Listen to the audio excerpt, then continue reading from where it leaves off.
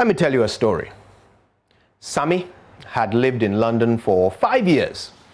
He was from a poor home in Accra and had entered the UK by the most difficult means possible.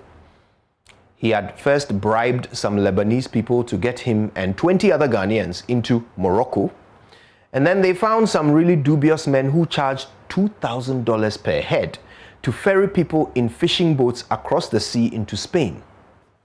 Only 8 of the Ghanaians he had come with could afford the fare. In Spain, Sami had hit the road, traveling from one town to the next by bus and on foot, from Malaga to Valencia to Barcelona, and finally crossing the border at Andorra. Now, after a week of busing and hiking, Sami made it into France.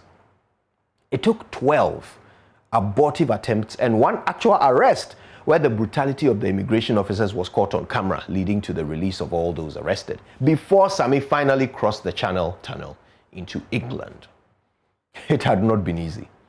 Neither had been the 5 years that followed, during which he had done every possible menial task he could find, from cleaning abattoirs, to washing old people's chamber pots, to digging graves. But finally, today, after all these years of sweat and toil, all these years of avoiding the authorities, of walking past police officers without daring to look them in the eye, of being knocked over by careless drivers and not being able to claim compensation because he had no legal identification. Finally, today, after all that, Sami had his one chance of putting all his problems behind him and gaining legal status in the United Kingdom. You see, he had found himself a drug addict in the elevator of the council flat where he lived. Her name was Emma. After 3 months of feeding Emma and giving her £5 here and there to buy tampons, Sami had finally convinced her to go into an arranged marriage so that he could gain his papers. And she had played along, and they got married at the City Hall. Today was the day that he was attending his interview at the Home Office to receive his official 5-year visa. Today was the day. And he had been in the washroom for 30 minutes, sick with nerves. There was so much at stake, but he had come too far to give up. So he prayed. Oh God, you see all and you know all. You hold our destinies in the palm of your hand. You control the sun, the sea, the skies. You know every hair on our heads, every thought on our minds. I cannot do this, but you can. Please, take control of this interview. Take control of the mind of the interviewer. Fill it with favor. Let him take one look at my documents and approve my application. I cannot do this, Lord, but you can. In the name of your Son, Jesus, I pray. Amen. Suddenly, he felt calm. He walked out of the washroom with a serene smile on his face. He sat down next to Emma and patted her hand comfortingly. Everything was going to be all right. God was in control. 1 hour later, they were both in jail. Now, how many of you are surprised? How many of you came along with me through this story believing it was all going to end well for long-suffering Sami? After all, he had said such a beautiful prayer, right? Well, yeah, he had. He had prayed beautifully to God, asking for help to break the law. Or maybe Sami simply deserved a break because he had worked so hard to get where he was. Well, yes, he had. He had worked hard doing the wrong things. He had illegally crossed 7 borders and illegally got 7 jobs to get where he was. If he had applied the same energy that he had directed into all that illegal activity into one legal business venture here in Ghana, Sami would have been a millionaire in 5 years, I'm sure. My dear friends, God is not a genie in a bottle. He's not some deity with a shrine who grants us wishes and curses our enemies when we ask for it. This world exists on the principle of balance. Positive efforts yield positive results. And negative efforts, well, you can complete the sentence yourself. If you have been praying all this time for just one dodgy government contract to save your business, for just one crooked headmistress to accept your fat envelope and give your child, your lazy child, admission that they didn't qualify for, if you have been praying all this time for your boss to be sacked so you can get promoted, then don't be surprised that it hasn't happened. You can't dip a bucket in a septic tank and come up with pure water. Put your energy into positive things, and positive things will happen to you. Good will always produce good. My name is Kojo Yankson, and I want the best, so I do my best. Good morning, Ghana.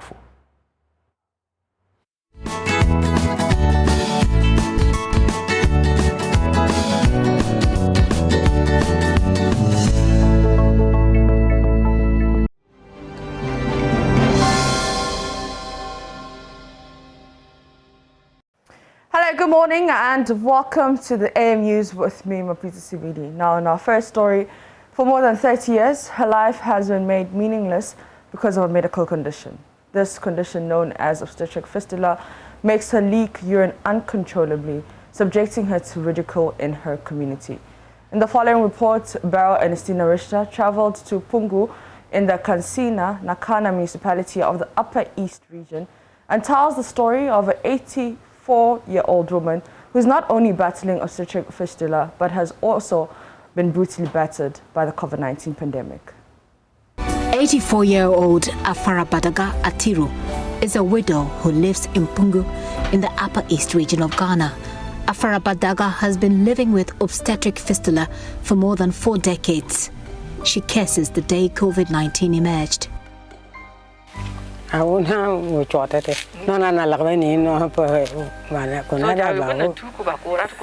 Sometimes I am tempted to believe COVID-19 is not real. I hear it is not real. And suddenly, it has also come to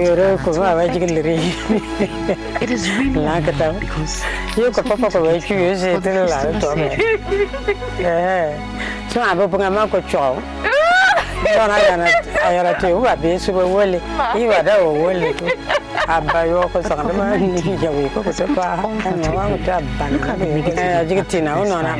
She has lost all her 5 children.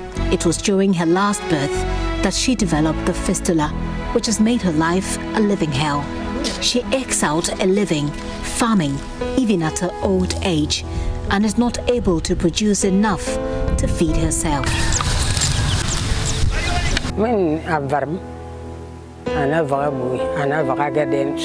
have a groundnut farm, but I have not been able to start cultivation on it because I feel weak.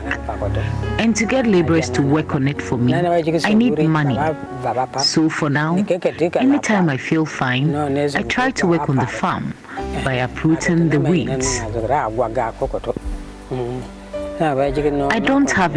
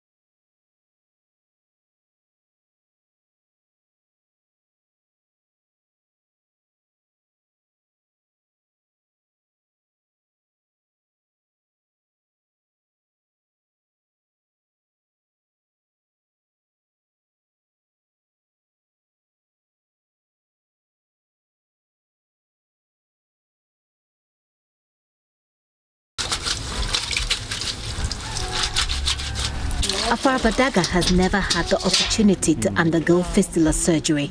For Afarabadaga, despite her helpless situation, she remains grateful and optimistic. 84-year-old Afarabadaga Atiru, singing her heart out, thanking God for bringing her this far. Despite the situation, she still remains positive and she's grateful to God.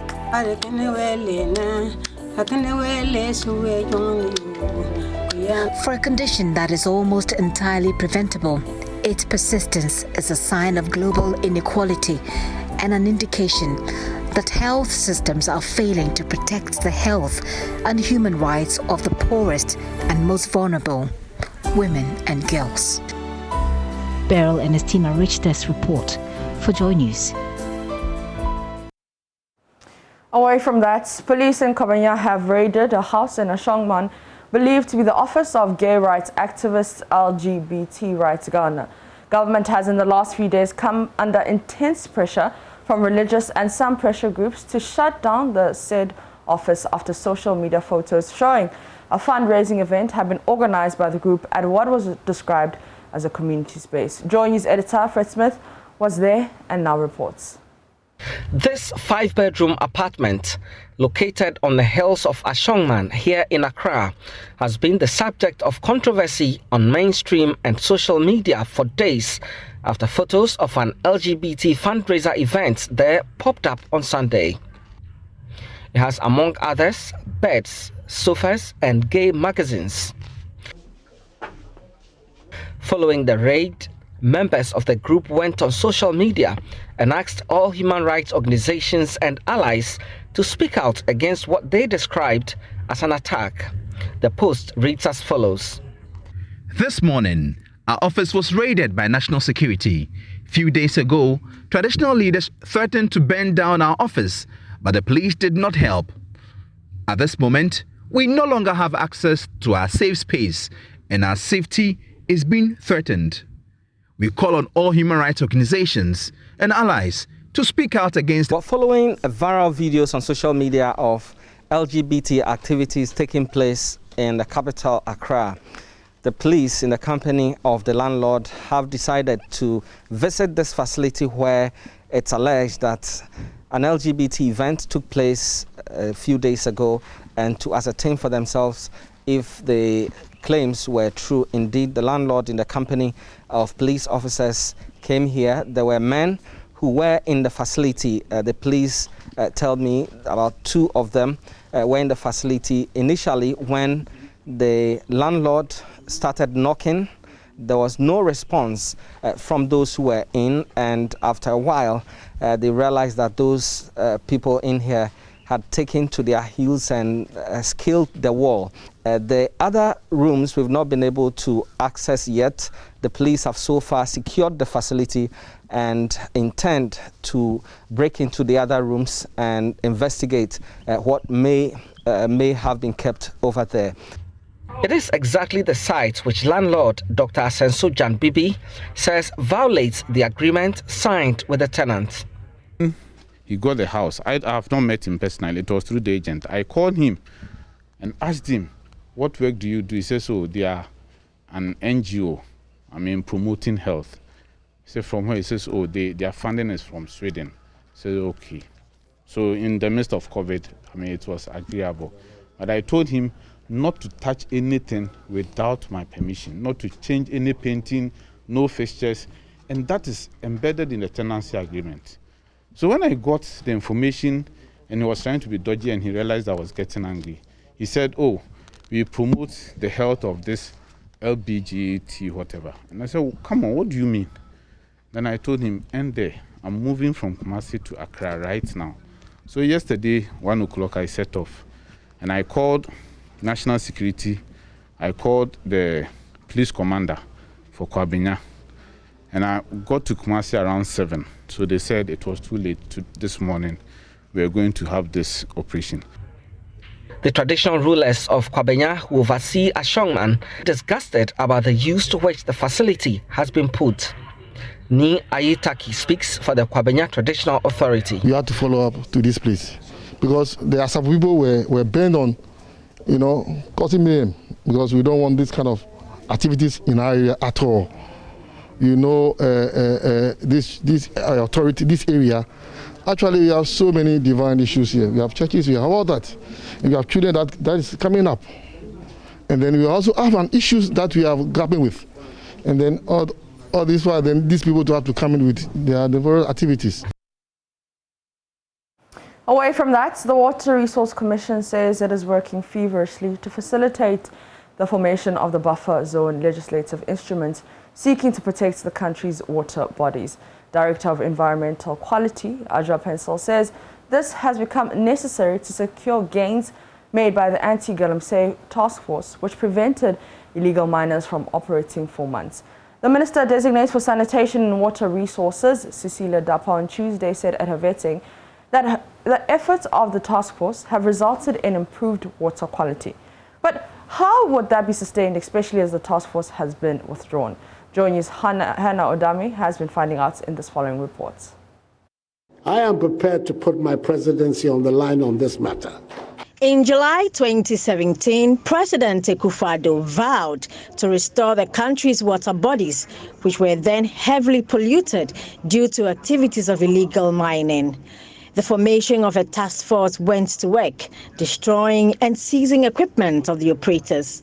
4 years on, Minister Designate for Sanitation and Water Resources, Cecilia Abnadapa, has been giving an assessment of the work done by the task force. The water quality as of July 2020 was quite good with their turbidity levels.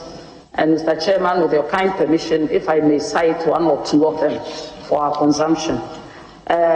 Brim River, Sea in Achimda, and Osino, for instance, the turbidity used to be 1,590, but it's now 268. And Ankobra, which used to be 4,432, is now 503. And we have the Kano, the Bia, the Pra. But what exactly does these figures mean? That's the question I put to Director of Environmental Quality at the Water Resources Commission, the agency which produced the figures for the Minister Designate. The turbidity means, okay, to put it in the layman's language, exactly how dirty the water is or how muddy the water is. The water was so muddied that you fetch it and it was very thick with mud. And so because of that, the treatment plants could not handle that. So over a period of time, actually in 2017, the values kept coming down. She's also been telling me the Commission is concerned about the withdrawal of the task force. We are concerned that the figures may not be maintained because of the absence of the task force. We are also appealing at the same time to Ghanaians to help us.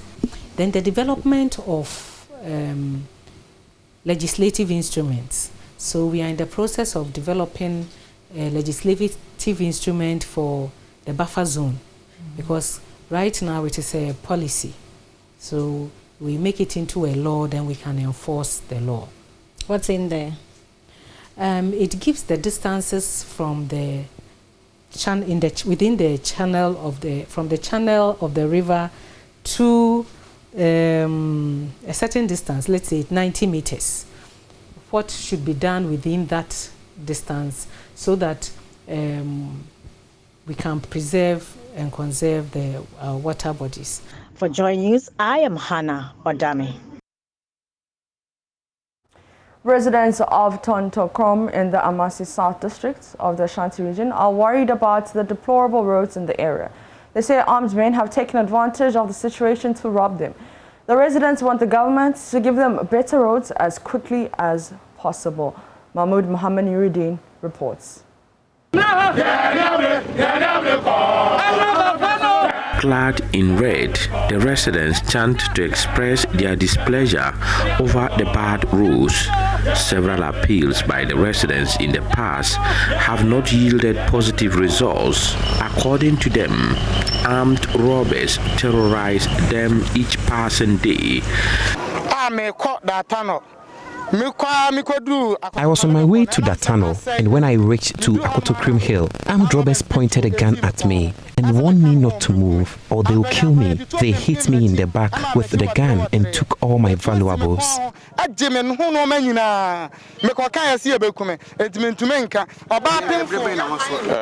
Last week Tuesday, I'm here. Yes, around 7. At about 7:10 last Tuesday, I took a taxi at the tunnel to Tontokrom. Immediately we took the curve at Accra. Armed robbers pounced on us.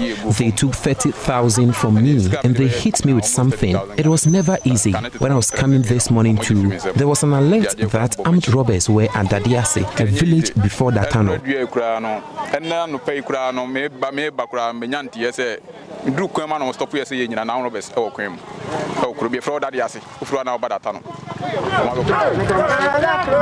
residents want government's protection.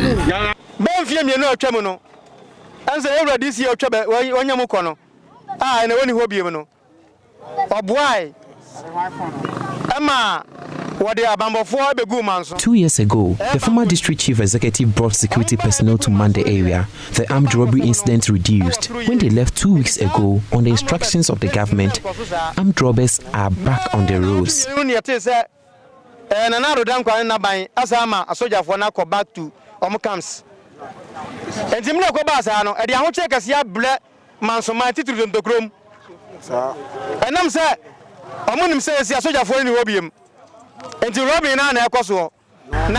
Tokorim is one of the hotspots where the robbers mount barriers to rob innocent residents and traders.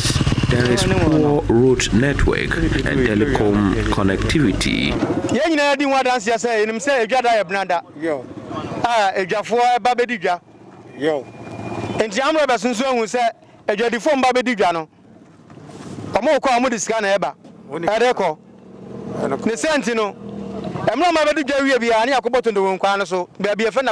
Every Tuesday, on market day, the armed robbers rob the traders. They mount a barrier at Accra, where it has damaged bridge and poor telecommunication network and rob traders. This occurred 3 times in 2 weeks. This is a matter of great concern to the people of Tontokrom. Exactly 3 days ago, similar incidents happened at the tunnel. The armed robbers took away an amount of 500,000 from a trader.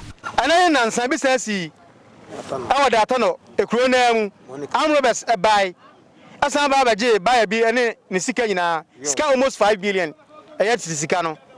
The police station built is yet to receive the attention of the Ghana Police Service. The residents are seeking the deployment of security personnel to ease armed robbery cases. A report by Mohammed Nuruddin. That's it for the AM News with me, Mapisa Sividi. The AM show continues with Mama V and Benjamin.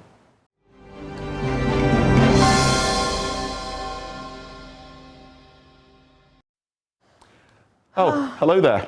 Welcome to another morning. Thursday is here. Thursdays are special for me. Oh, it's your day? Oh. I'm a yow. So, Charlie, Thursdays are very, very, very special days for me. And today is another Thursday. So, every week I celebrate my birthday once. Is it you are a yow or I'm a yow? Yow. Oh, okay. So, I am a yow. Okay, all right. Oh, it came out as Amayao. Maybe I should add that to my name. Maybe I should add it. But, you know, this coincidence is happening. I don't know whether it's the show. Which one is that like? Because I've noticed sometimes we all deck. I think there was a time we did, was it green or something? And something today, like that. When I saw you, I was just thinking, okay. Yeah, maybe because we spoke yesterday, so, you know. We've been in India, almost shot at it, Anyway, it's okay, I'll be Nimana. Was it? Okay, I'll be Nim. What are you Is it because of the mask? Like I'm hearing. What are you hearing this morning? You're hearing strange things. We have to get you. Listen, you remember that thing back then? Obini Ninia, almost shot at the cross. Obinim. Don't let anyone appear in your dreams, I beg you. Anyway, here we are, another brilliant morning. Thank you for joining us on the News Review. I have the Ghanaian Times newspaper, the Business Finder, the Daily Statesman, and the Daily Dispatch. Mama. Yeah, before we start though, I've got a shout out. I don't want to say happy birthday to Martha Krentel Aqua, editor with Adom TV. I don't want to say that. I want to say happy birthday to our dear Martha Crentel Accra. Today is your birthday. From all of us at Joy News, even though you left us, we're wishing you a happy, happy, happy birthday. And just know that we love you. Martha is still with us, even though she's been at home. Our sister station, but it's her birthday today. We celebrate you today, Martha. Enjoy your day. Well, today, just because you brought this up, it's a bittersweet day for me as well. Because if my father had been alive, today would have been his birthday. Aww. It's just a month separating my dad's birthday and my mom. The same day, but different months. Aww. Very close by. Affable fellow, but hey, that is life. But I like the fact that you remember him and, you know, like you're smiling, you know, you're happy, which is a good thing. Yeah. It's been a long time, but rest in peace.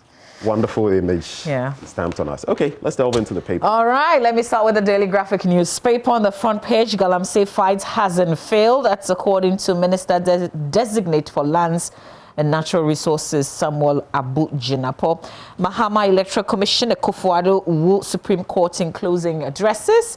There's a special supplement on insurance in the paper today. COVID-19 vaccination starts Tuesday in the center spread. Well, that's the special pullouts on insurance. Let's do the back page. Media denied access to Carl Rindolph Park. Why?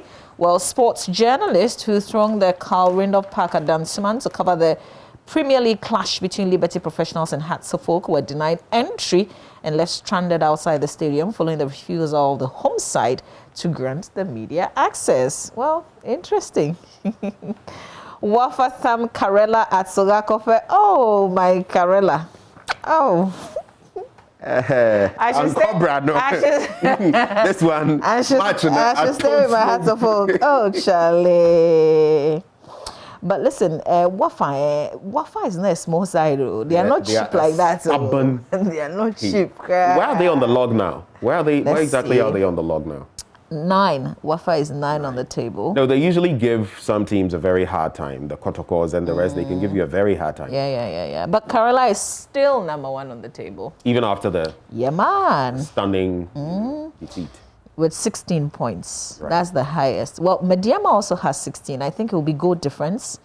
That's keeping them number 1 and 2. Right. So you say you've officially moved now from Hearts of Oak to Kerala. The thing is that your final answer? I can't leave Hearts. That's the thing. So where's Hearts on the log? You know, Hearts is like a husband, you know? You know, you can flirt with Kerala and all the others. Okay. But you can't leave him. Interesting revelations. You can flirt with other Hearts is like your husband. Your life, Momo. Life for life. Okay. And so you can quote her when the time comes. Ayo. Charlie, me can't say more. What can't say more? Anyway. That's it for the graphic. The Ghanaian Times newspaper, COVID-19 vaccine, 600,000 doses land in Ghana. First recipient of WHO COVAX consignment in Africa. I'll just take a little look at that because it talks about how we've taken delivery of that consignment and how Ghana was selected as the very first recipient after sending a rollout plan to COVAX, proving its healthcare teams and cold chain equipment were ready to support a quick distribution. And yesterday at the airport, we saw, the images there. But Mama, 2 quick questions on my mind. And hopefully, as you discourse with the experts this morning, we can dig into some of them. You remember Dr. Bediako indicating yesterday that there's a shelf life, if you like, or a lifespan for these vaccines. It had never really hit me. Maybe from the fact that growing up, when you take polio or whatever, it is for a lifetime. When you take yellow fever, it's for a decade and all of that. So it just came in and I asked him, look, so what's and he says, just about a year. I'm like, hey. Yeah. So it basically means in fact, we must find a cure. And if we don't find a cure, we must continue observing all the protocols when it comes to COVID-19, because even when you get the jab, if we are not able to fully eradicate COVID-19 from our world, our country, it means even after the vaccine wears off in about a year, you are going to be at risk again. Yeah. I think we have to also start sensitizing ourselves my son, my 9-year-old, asked me yesterday when he would get the jab. And I said, well, they've categorized... That's an eager beaver. Yeah. And they've categorized children won't take it anytime soon. I said, why? So why do we want to give it to the adults so that they don't wear masks and they will be struggling in masks? You older ones, we who are the... And his thinking is that if you got it, then you would have to stop wearing the mask. His whole idea is to stop wearing the mask. And I said, listen, dude. Sweet relief. Well, even if you get the jab, you still have to wear the mask. You'll be sorely disappointed. And it was a long conversation because I struggled to explain why you had to still wear the mask and maintain all the other protocols, even when you get the vaccine. And then, he said, but why isn't it like medicine that you drink? Even if it's not sweet, I'll take it, but he doesn't like injections. So, we have a long way to go. We have to still explain things to people, even children. We have a long way to go. Yeah, but that was actually very revealing. The fact that this is not something you take for more than a year. That's it. But I know that they are still working on a longer, a vaccine that will stay much vaccines, longer. Exactly. Curative measures as well. Yeah. Let's just pray for our scientists. But the final bit, AstraZeneca. Yeah. It's important we have this discussion because the AstraZeneca vaccine, that is what we have currently. And the South African strain, Dr. Bediako again confirming that when you take, as far as what we've seen in South Africa is concerned, it's not very effective against the South African strain. If memory serves, according to Dr. Bediako, the AstraZeneca vaccine does a lot for you when you have severe COVID, and it's the South African strain.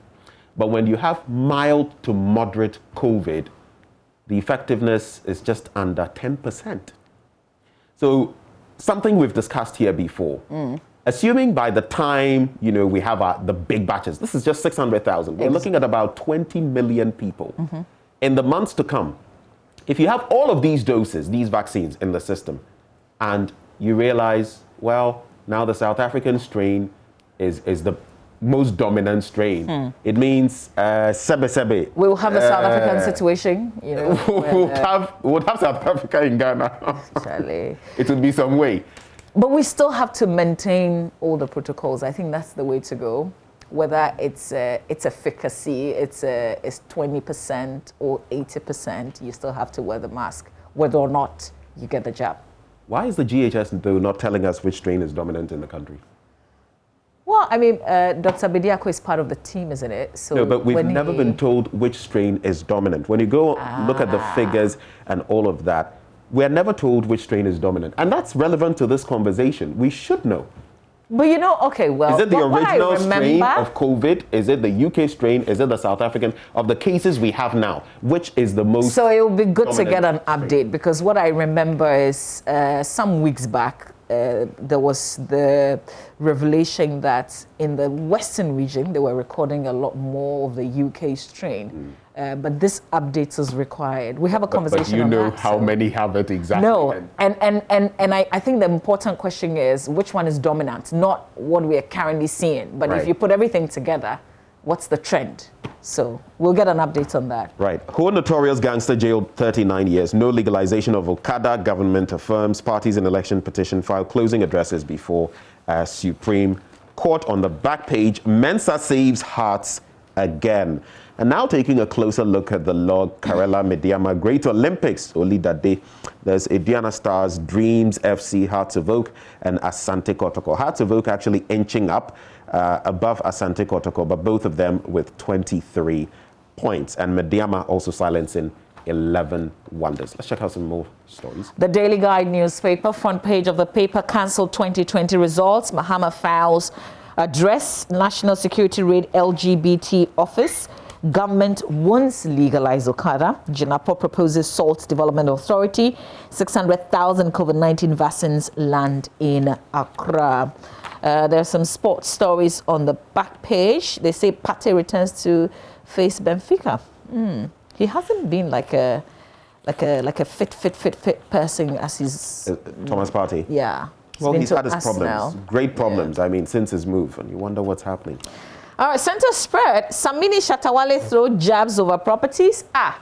Echo, I thought like they became friends along the line, or well, I'm not sure. I think it's Samini who started something recently. I don't know, but I saw a post from him talking about the fact that he has whatever he has, he gets himself, rather than getting freebies of cars and all of that.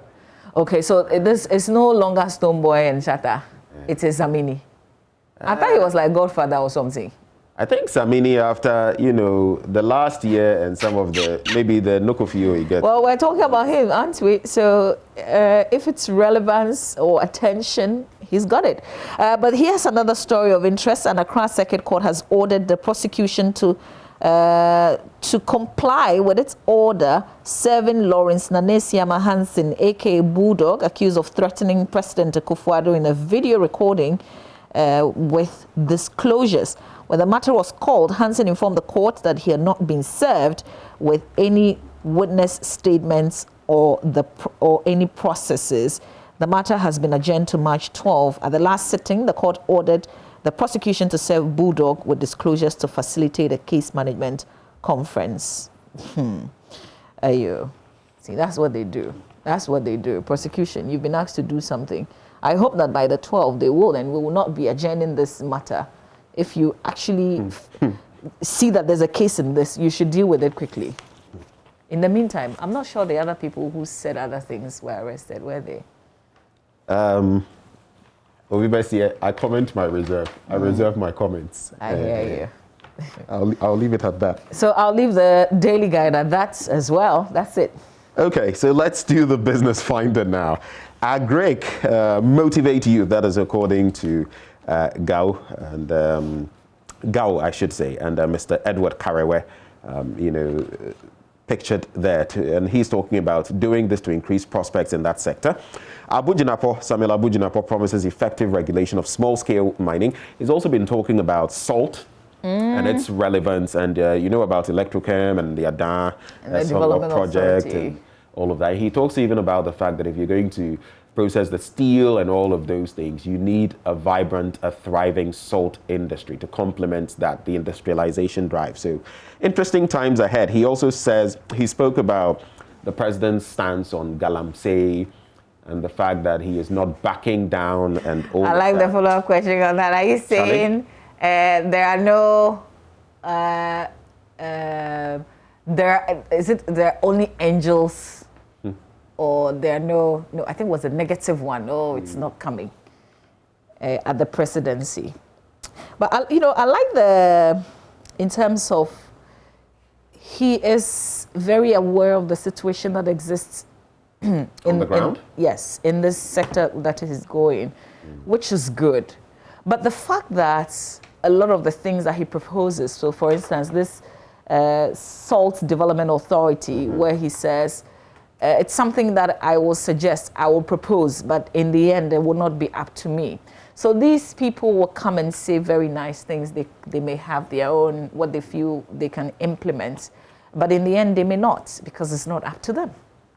So even at the point where he was talking about, is it Ethiopia that he says their style of planting trees is something that he wanted to adopt? And then he said, oh, but if I take the proposal to cabinet and it's shut down, and was it Muntaka or was Haruna who said, I don't see how planting trees, you can have hurdles with planting trees. Is it a premeditated failure? I am now, I just cautious. At least this is not the Supreme Court to talk of a predetermined agenda. I just wanted us to be aware that even though we hear them, some of them speak beautifully about the sectors that they are going, it may not translate into let's face the facts. Some of what they are proposing are not.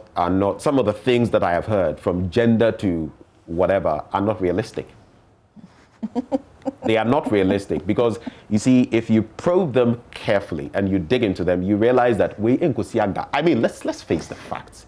And when you come in, it's just about speaking nicely and having something to say. But the point is, you really shouldn't expect much in those things because nothing will happen. So it's just like you go for a job interview, isn't it? They want to see how sharp you are in that area where you're looking. When they take you on, exactly. they'll see the level. Once you impress the panel, that's it, isn't it? Well. And the rest there, that one nobody can predict. Kadiaka. Anyway, so that is it. But I just want to highlight this bit here. Gas subsector becoming a fiscal burden. But maybe even this one.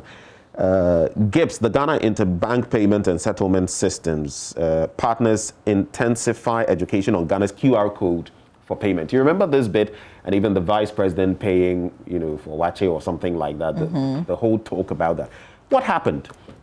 Only yesterday I was having a discussion on this with, somebody else, and we're interrogating the matter of what really happened. The Momo thing is really happening in Ghana, but the QR code thing, I don't know, it seems to have gone dormant. The relevance of the conversation is this. You notice that I don't want to mention the name of the telco, but some of them are no longer doing scratch cards. Have you noticed? So, especially on the back of COVID, this COVID situation, there are so many things we can learn from it. It would have been the best opportunity to even phase out scratch cards and all of that, and just go digital. I don't remember the last time I bought a scratch card because I've got mobile money. But a lot of people are still getting scratch cards. I can use it to cards. buy it. So. And the telcos can save on even producing the scratch cards, and we can save ourselves from, because now COVID. It will take a while. It will take a while. I mean, how many of us go to the bank physically these days? Small. Even at the ATM, it's not being used as before. Yeah, but there are still people who can do the transaction using the ATM who will still go to the bank. Me too. Anyway, so that's a wrap for the Business Finder. Let's do the Business and Financial Times, my last newspaper. Banks must keep to brand promise, not just profits. That's CIB, calls for constant innovation to stay ahead of times. The vaccines are here. March 2 is commencement day. Regions get ready. Revenue from international trade exceed targets by 176% in quarter 3 of 2020, but the other revenue stream keep dwindling. There are some other headlines, but let's do the back page. Sweating while working out is not fat burning. That's according to Vodafone Healthline. On the latest episode, they debunked their assertion that sweating while working out is fat burning. Okay. Yay! But is that what I thought? I don't think that was my view. I just know that when I'm working out and I'm sweating, it means I'm doing something good. Like, I'm... Once your body is active and your metabolism or whatever is kicking in, and at least me, when I use my tracker, I'm able to see that I'm losing calories and the rest. So yeah, the more you sweat, I guess, the more things are happening. I don't know whether you are necessarily burning fats. But when you do work out, you burn fat. That is true. You have to do the right workouts that will lead to that. It's not every kind of workout. No matter what workout you're doing, you will burn some. Would you? Measure of fat. It's just that it won't be, you see, the body is said that sometimes people think, let's say you want to burn fat around your stomach. It won't, there may be targeted exercises, but it depends on working out generally over time. It will affect that part of the body. Because what I do know is that usually doesn't work. Sometimes you're doing something, but you're actually working on cardio. That's all you're doing. Yeah. So your heart and all of that. Yeah, which is also a good thing. Right. Yeah, but if you want to lose in specific areas, you've got a target. One of the most difficult things to lose is fat. Yeah. Actually. Yes. Gaining muscle might be more easier. To lose fat. And when you're starting, it's also very painful, but it gets better and it gets exciting. Yeah. I just want to do this final bit from the Daily Dispatch. All the other stories have been already mentioned, but views of Kufuor Mills, Mahama and Akufo-Addo on homosexuality. That's on page 11. I'll just quote a few of them. John Ejekum Kufuor, in 2019, during the meeting of members of the National Coalition for Proper Human Sexual Rights and Family Values, he urged the world to fight against same-sex marriages. He stated that no amount or argument could change the fact that without man and woman, there would be no human race. Ghanaian Times reporting. John Evans Atta Mills, his was an emphatic no statement. John Dramani Mahama, he had similar statements to Atta Mills. Speaking through his information minister at the time, Mahama Yariga, the former president, indicated that the act is criminal and punishable under the laws of Ghana.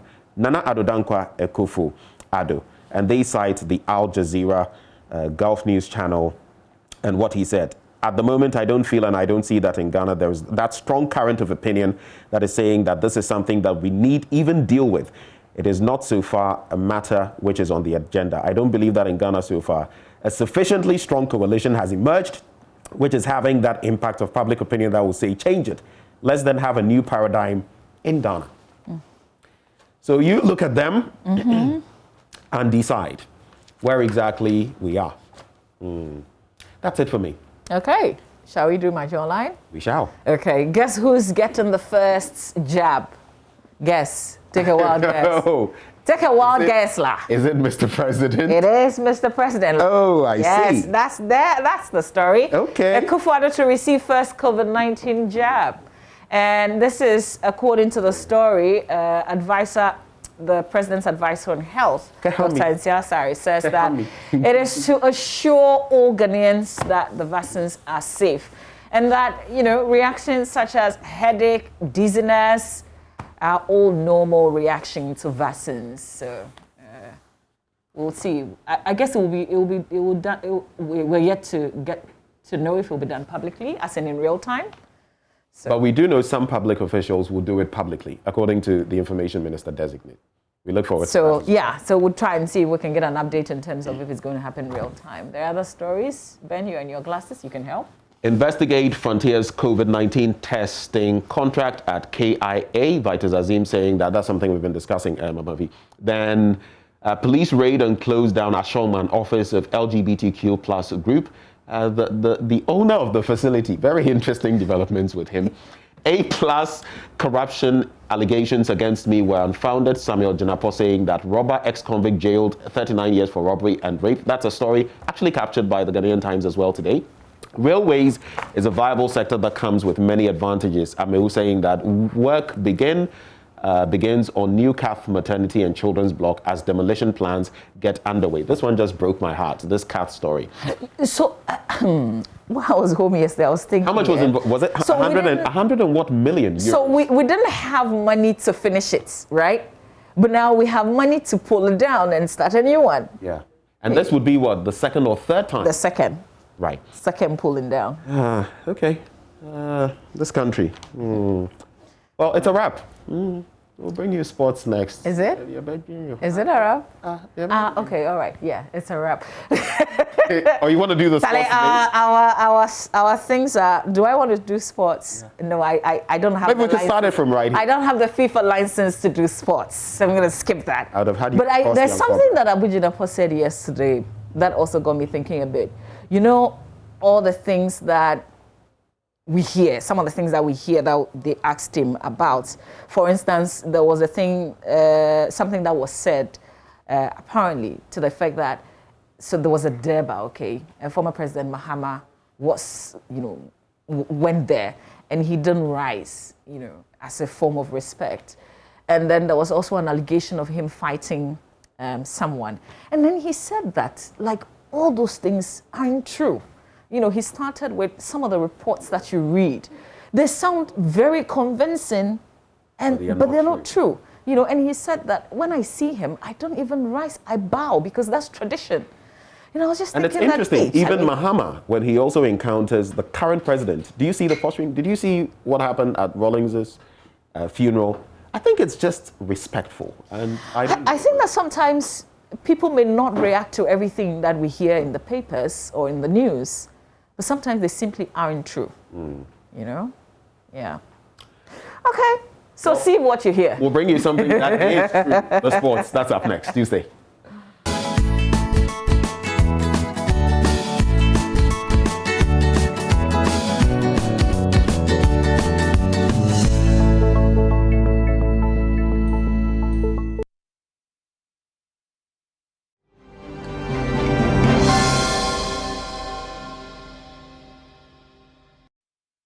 Hello, good morning and welcome to the AM Sports with me, Oreko Wampofo. Well, we do have loads of stories for you, ranging from the Ghana Premier League, where Heart of Oak left it late against Liberty to get their second consecutive win. And then we'll also be heading to the Champions League, where Real Madrid did get a good start in their first leg against Atalanta. But before that, let's start off with the Ghanaian player Benjamin Echampon, who is currently fighting his club Zamalek. Now, that is a case that has been at FIFA for what he has described as being treated like an animal during his days with the Egyptian former league champions. Now, the former Asante Kotoko and All Stars player says he has been duped out of $1 million by a football club once, and he is determined it will not happen again, especially by the same organization. The Ghanaian has been deprived of more than $1 million in a row with Egyptian giant Zamalek dating back to 2018, and despite the Court of Arbitration for Sport, CAS, ordering the 5-time African champions to pay him a similar sum 2 months ago. He says he's yet to receive a cent. My colleague George Addo Jr. spoke to BBC journalist P.S. Edwards, who reported the story. Well, to cut a very long story short, as you know, he joined Zamalek in 2017. He had his issues with the club as early as 2018, and in August 2018 he terminated his contract, which he maintains he was forced to do because the club did not pay him money, the club barred him from training, and the club did not register him for the forthcoming season. Some of the reasons.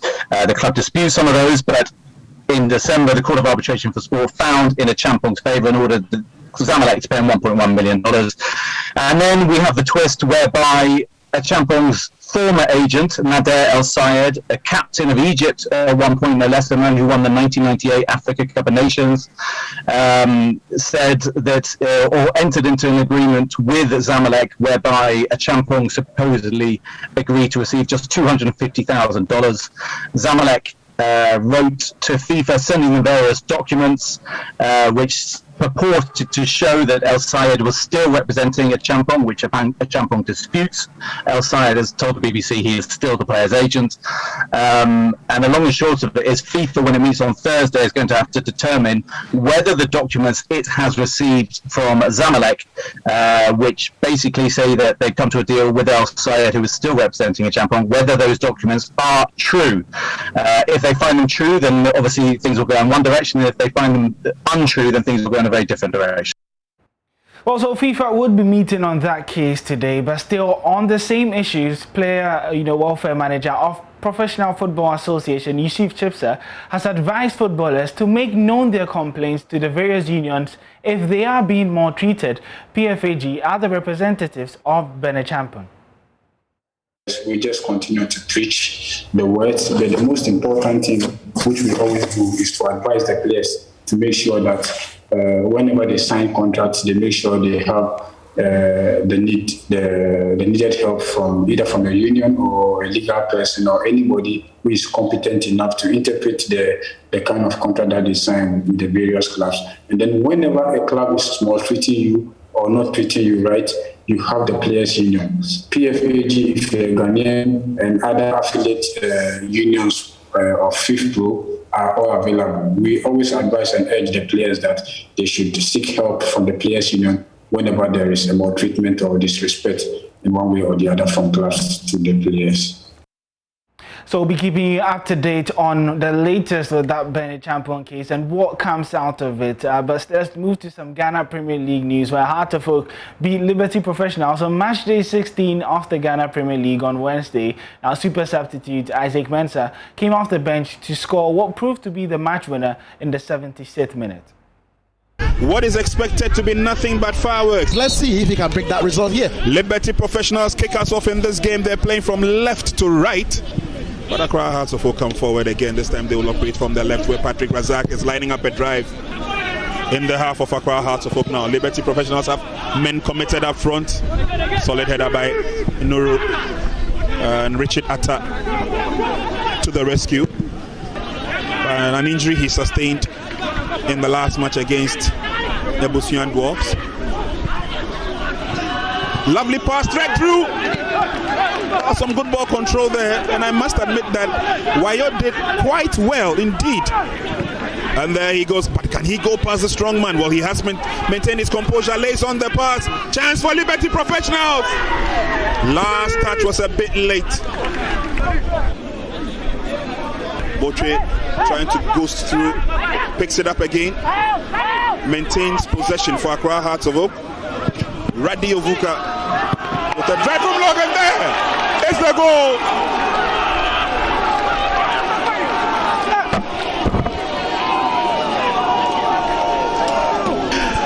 Well, Prince, it was coming. In fact, the moment someone made that change, bringing on Benjamin Efutu, House of Folk started busting up the midfield. 9 minutes and counting. What a game we've seen from Abraham Wayo.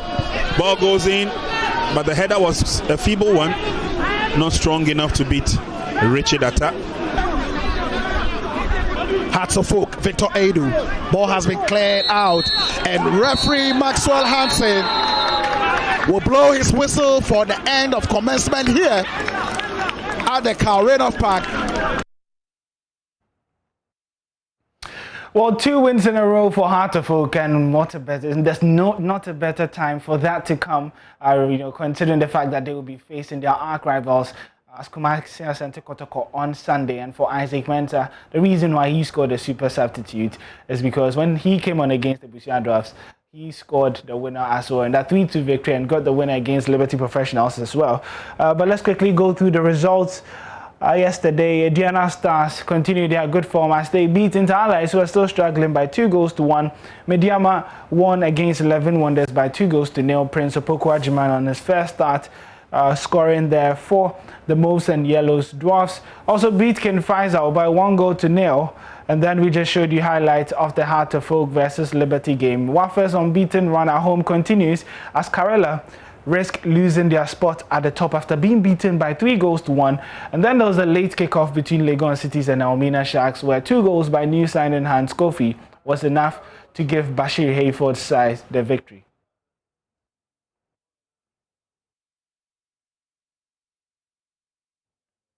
Also, you can see other fixtures as well. Dreams FC would be involved. And then there's the big one between Asante Kotoko and Bichem United. How would the Porcupines respond after being knocked out of the CAF Confederations Cup?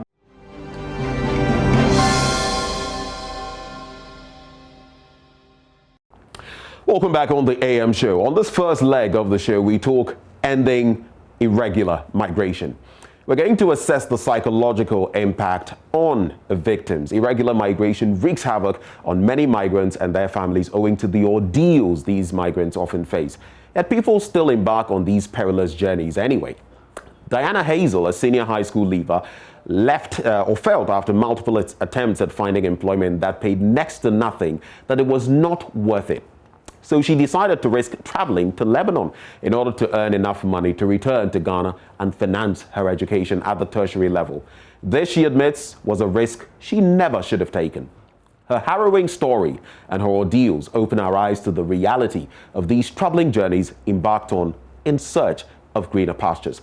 Now, joining us for this discussion, Seth Asafo. He's a clinical psychologist, and Dr. Michael Bwampong. He's a lecturer in childhood and youth studies, an associate professor at the Open University in the United States. But before we engage our resource people this morning, let's actually check out the story of Diana Hazel. Diana, thank you for speaking to us. Thank you so much. And let me just say, I'm really sorry you had to go through what you did. Okay, thank you. You're a strong woman. Yes. That you are. Yeah. But tell us, when did you return? Did you return with the 2,000 plus workers that were brought into the country late last year? Yes, please. When exactly did you return? August 11th. August the 11th, yes. 2020? Yes, please. Right. Where did you go to? I went to Lebanon. Lebanon? Yes. But why Lebanon? Well, I needed money to further up my education, and so I decided to that step, and I went to, someone introduced an agent to me, and so I went to him and discussed with the agent, and he told me that he can help me out to go to Lebanon because that's the contract he has at that moment. Okay. Lebanon, yes. Is that the country you originally wanted to go to? No, please. Where did you want to go? I asked of either Turkey, German, and he told me the money involved is quite substantial. Yes, and if I can afford, he will help me. If not, then unless Lebanon, for the Arabs, they pay for everything. So, right. Yes. So how much did you end up paying to this agent? Okay, before going, my medicals and passports, and there are some petty things among it. I paid it myself, and when I got to Lebanon, I paid him $450. When you got to Lebanon? Yes. Right. So your ticketing and all of that, who took care of it? As for the tickets, it was the work, the Lebanese people that you're going to work with. They paid for everything. But the thing is, when you get there, that they will tell you that they rather found everything. Like they found everything, like your medicals, your passport, your visa, plane ticket. It's them that pay for everything. But the agents here in Ghana, they don't tell us that. What they said is the people only pay for the plane ticket. That's it. But then when you get to the Lebanese people also tells you, no, we rather pay for everything. Yeah. So you say you did this because you wanted to further your education? Yes, please. Did you not feel you could do that while being here in Ghana, make some money? Yeah, I tried it, but I wasn't getting money. So. What did you try doing? I tried mobile money. I worked as a shop attendant, but when you from the lorry fare, when you calculated to the salary at the end of the month, you've used all your salary for your transportation, so you don't earn anything. That's why. So you felt that was your final resort? Yes, please. What did your family think about traveling to Lebanon? All right. For me, I've lost my dad. Sorry, and my mom too is not feeling well, so I stayed with my brother. And when I first discussed with my brother, he wasn't happy about it, especially when Arab country. He wasn't, but then I convinced him that I will go. When I go and the place is not good, I will come back. That's what I told him. Were you aware of the risks involved in, going to a place like this? I'm sure you must have heard of stories of other people who had traveled to these countries to be hairdressers, domestic workers, and all of that. And some of the stories, horrible stories they had to share. Were you aware of the risks? Yes, please. I heard so much about it, and then sometimes some of the girls, they said, oh, it's just a story. It's not true. So I prayed and I put my trust in God that I'm also going to try and see what will happen. Yes. And now that you have tried, would you say it was worth it? No, not at all. So tell us why you're saying no, not at all. What exactly did you go through? What work were you going to do? Okay, so the thing is, the agents will tell you that when you get to Lebanon, you are going to do a house help. So when I got there, my madam, she has a shop, home appliances, and then she has 2 children. Right. She has 2 children, and then she's a makeup artist also, and the husband is a soldier. So the husband goes to work like 4 days, 5 days before he returns. Right. And my madam will leave like early in the morning to go and come home in the evening. So I will take care of the house, cleaning each and every day, then the kids, and then the store also. So the work was too much for me. And when you feel that the work is too much, you can discuss with your agents in Ghana here for them to change the house with you, because you don't get time to sleep, especially houses that involve children, babies. You won't sleep at night at all, in the afternoon or at night, because once the baby wakes up, you have to get the baby, feed the baby, put the baby back to sleep before.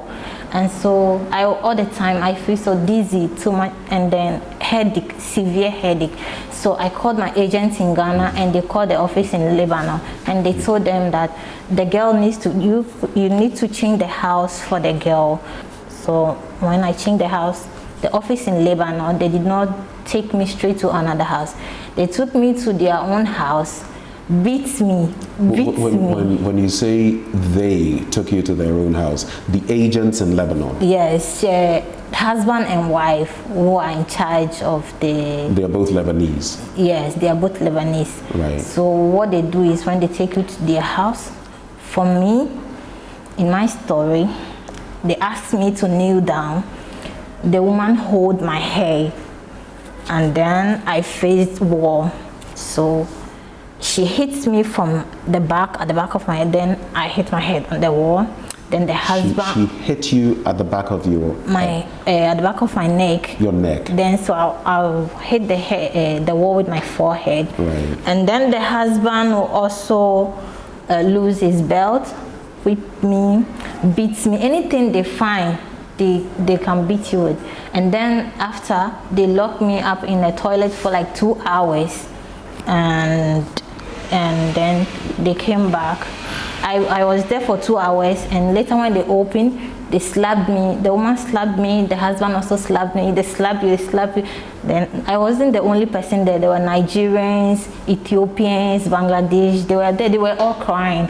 So wait, these were also people who were working? Also not feeling comfortable where they are, the houses that they are working, that they want them to, because that was what the agreement on the how do you call it, the contract. Yeah. Right. Yes. So can you tell us about how many of these other, the Bangladeshis and the others that you saw from in their house, the agents in Lebanon, their house? Plenty people. But the thing is, you can't even talk to yourself when they see that you are communicating.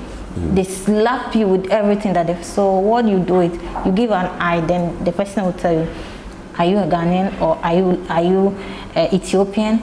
They want to find out if you are from their country.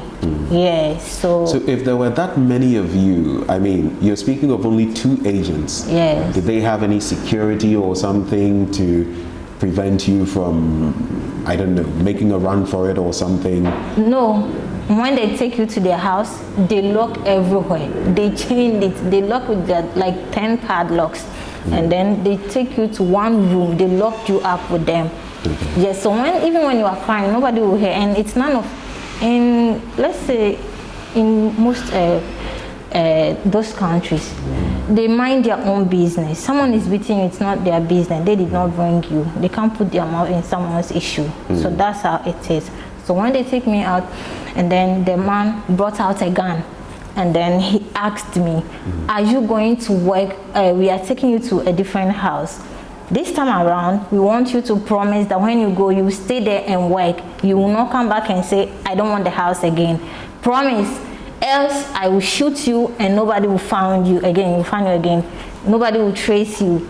And so I was, for what he told me, I was a bit tense, because what if I go and the work is also too much?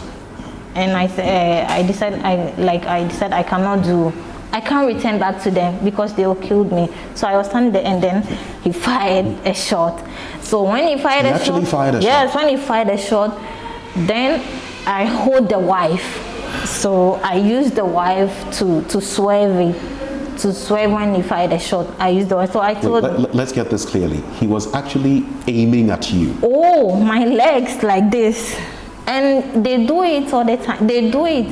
They don't care. As soon as he shoots you, you won't stay in their house. He will take you straight to next house. When you go there, you work in pains, because he has taken money from the other house that you are going, and they don't care. So I used the wife to swerve, and then he also got scared, because I told him I would let him shoot the wife. Yes, I became bold. And then so when he found out that, okay, then the wife screamed that he should stop. So when he stopped, they sat me down and said, okay, now we are taking you to another house. We've taken money. If you don't work, we lose money. Please go and work for us to make money. Donkey, like they don't call us by our name. They call us donkey, monkey, goat, idiot. That's how they call us. They call you, then you come donkey, then you go idiot. Like that's how they call us. So that's it. So they told me that. So okay, I obeyed, and they took me to another house, and the house is store building. It's 6. So 1, 2, 3 is for us, the whole family, where they took me to. So I clean one from the downstairs, the middle one, and the third floor. Yes. So you were cleaning 2 floors? 3. 3 floors? Yes. All by yourself? Yes.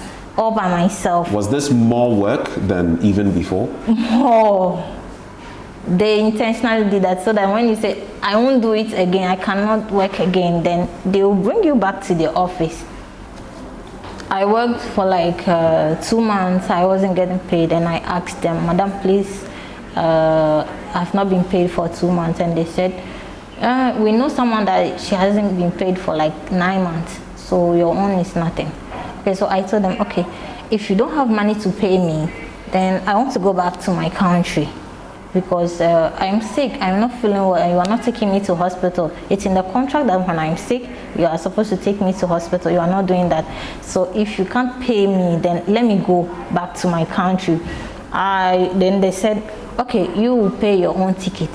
And I was having little money with me. I said, okay, I'll pay my own ticket. Then they said, no, whatever we put it to this girl, she said she has solution for it. So they decided not to let me come back to Ghana again. And so one Thursday morning, I was working and I told them, no, I cannot do this work again. I want to go back to my country. And they said, it's either you work or we'll take you to the police and tell them that you've stole from us, or we'll take you back to the office. They will beat you and bring you back to our house. So I know what they've done to me before, so I didn't want to go back to the office. And I am tired of working. I can't work again. And so the family, they all guarded. They locked one door and they all guarded. They surrounded from the main gates to the kitchen, everywhere. So because they've heard that during that time, like 1,000 girls were running to their embassies. Yes, so the Ghanaian embassy. Ghanaian, Ethiopians, all the girls, all the African countries. So they surrounded around me, and they were chasing. They notified that I wanted to run, so they were running after me. Because when they catch me, they will take me to the Lebanese office, and they will kill me. They will kill me. So it's rather I died on my own. And so I jumped from the story building. From which floor? The 3rd floor? I was on the 2nd floor, but it's very high. So I jumped, and I didn't know how I landed. I paralyzed because I hit the floor. Like when I hit the ground, I can't remember anything. Did you pass out? Yes. You passed out. So they rushed me to their hospital. Even in the car, I think I couldn't lie in the car or sit because my bone, the spinal cord and my waist and the left leg, it wasn't working. And so I didn't know how I ended up. So what I could remember is your left side was paralyzed. Yes. You arrived in Ghana in August last year. Yes. It's been a number of months. Yes. Now maybe about 6. Yes. 7 months. 7. Yeah. How would you describe the state of your health now? What is ailing you now? I've been going up and down hospitals, so many hospitals. They tried physiotherapy and orthopedic for me. So I think last month, this month on the 5th, the pain was too much for me. I can't, since August, like let's say I fell down in July. Since July, I can't sleep at night at all. I sleep like 3 hours, 2 hours, that's it, and I wake up. So it was due to the pain that caused those things. So when I, on the 5th of February this month, I went to Tema New Crystal Hospital, and they ran a test of me, and later they asked me to go and do an x-ray.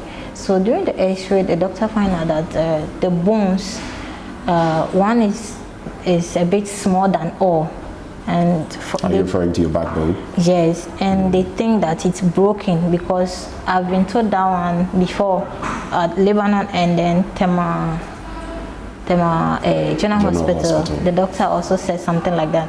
And so they told me that it has to be treated as immediately, else it will affect me in future.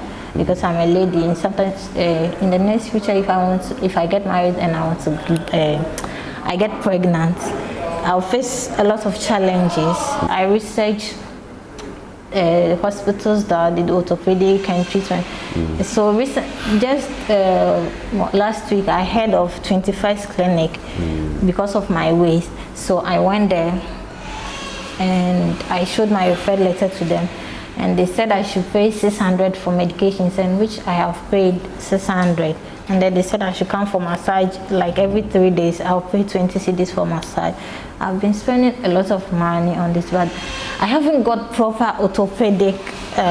So you need assistance. I need it very. Do you have any idea how much it will cost you to actually take care of yourself so you can finally restore your health? I can't tell. That was what I was expecting the doctors to tell me in the course, but then they haven't told me anything. Even now, especially if not for COVID, there would be people getting ready to embark on such journeys. What would you say to such people, young people like you, who in their search for greener pastures risk it to go to places like Lebanon? What would you say to them? Well, I would tell them that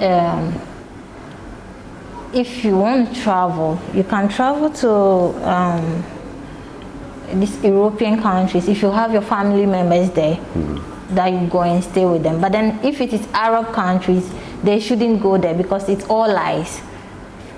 It's not what. But you have experience only from Lebanon.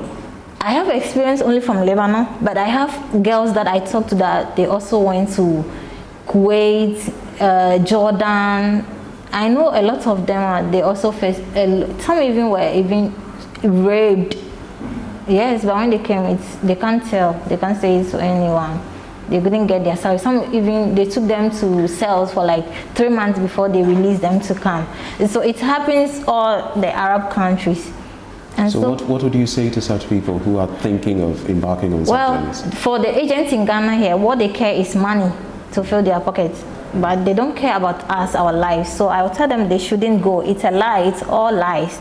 Because when you get to the country, your madam knows that she has paid for all your expenses, your plane ticket, visa, passport, and everything. So you are coming as she has bought you, and you're like a slave. You're like a slave, and your agent here also, he or she knows everything, but they won't tell you. Because they've taken enough money. It involves enough money. One person, they earn much. So you hit a target. The number of people you send, your money increase. So they shouldn't, I'll urge them, they shouldn't go to any Arab countries because they are not good. They don't like us. No, we are like animals for them. Sorry to use that word, but that's how they see us. Diana, yes, once again, it's a deeply touching, deeply troubling story you've just shared. And you're very brave to actually share it. Thank you. And we wish you the very best. And we shall see, hopefully, who knows, maybe by people looking at what you've shared with us, someone might be touched, some entities might be touched to assist you on the journey to healing. But we pray for the very best for you, and we hope for the very best for you. Thank you for sharing your story with us, and hopefully impacting many others who might want to do the same thing you have done, embark on the same journey, and maybe face likely consequences. This has been our interaction with Diana. She embarked on that journey. It's been about some 2 years now to Lebanon, and now she is living with the consequences of that action. Health-wise, things are not going well. We're exposing these things so that we all know the reality of some of these journeys we embark on. Thank you for your time with us. And that was our interaction with Diana Hazel. What is on your mind? I'm sure there's a lot running through your mind right now. Maybe someone who's contemplating embarking on maybe another perilous journey just watched us. Maybe you've had a change of heart.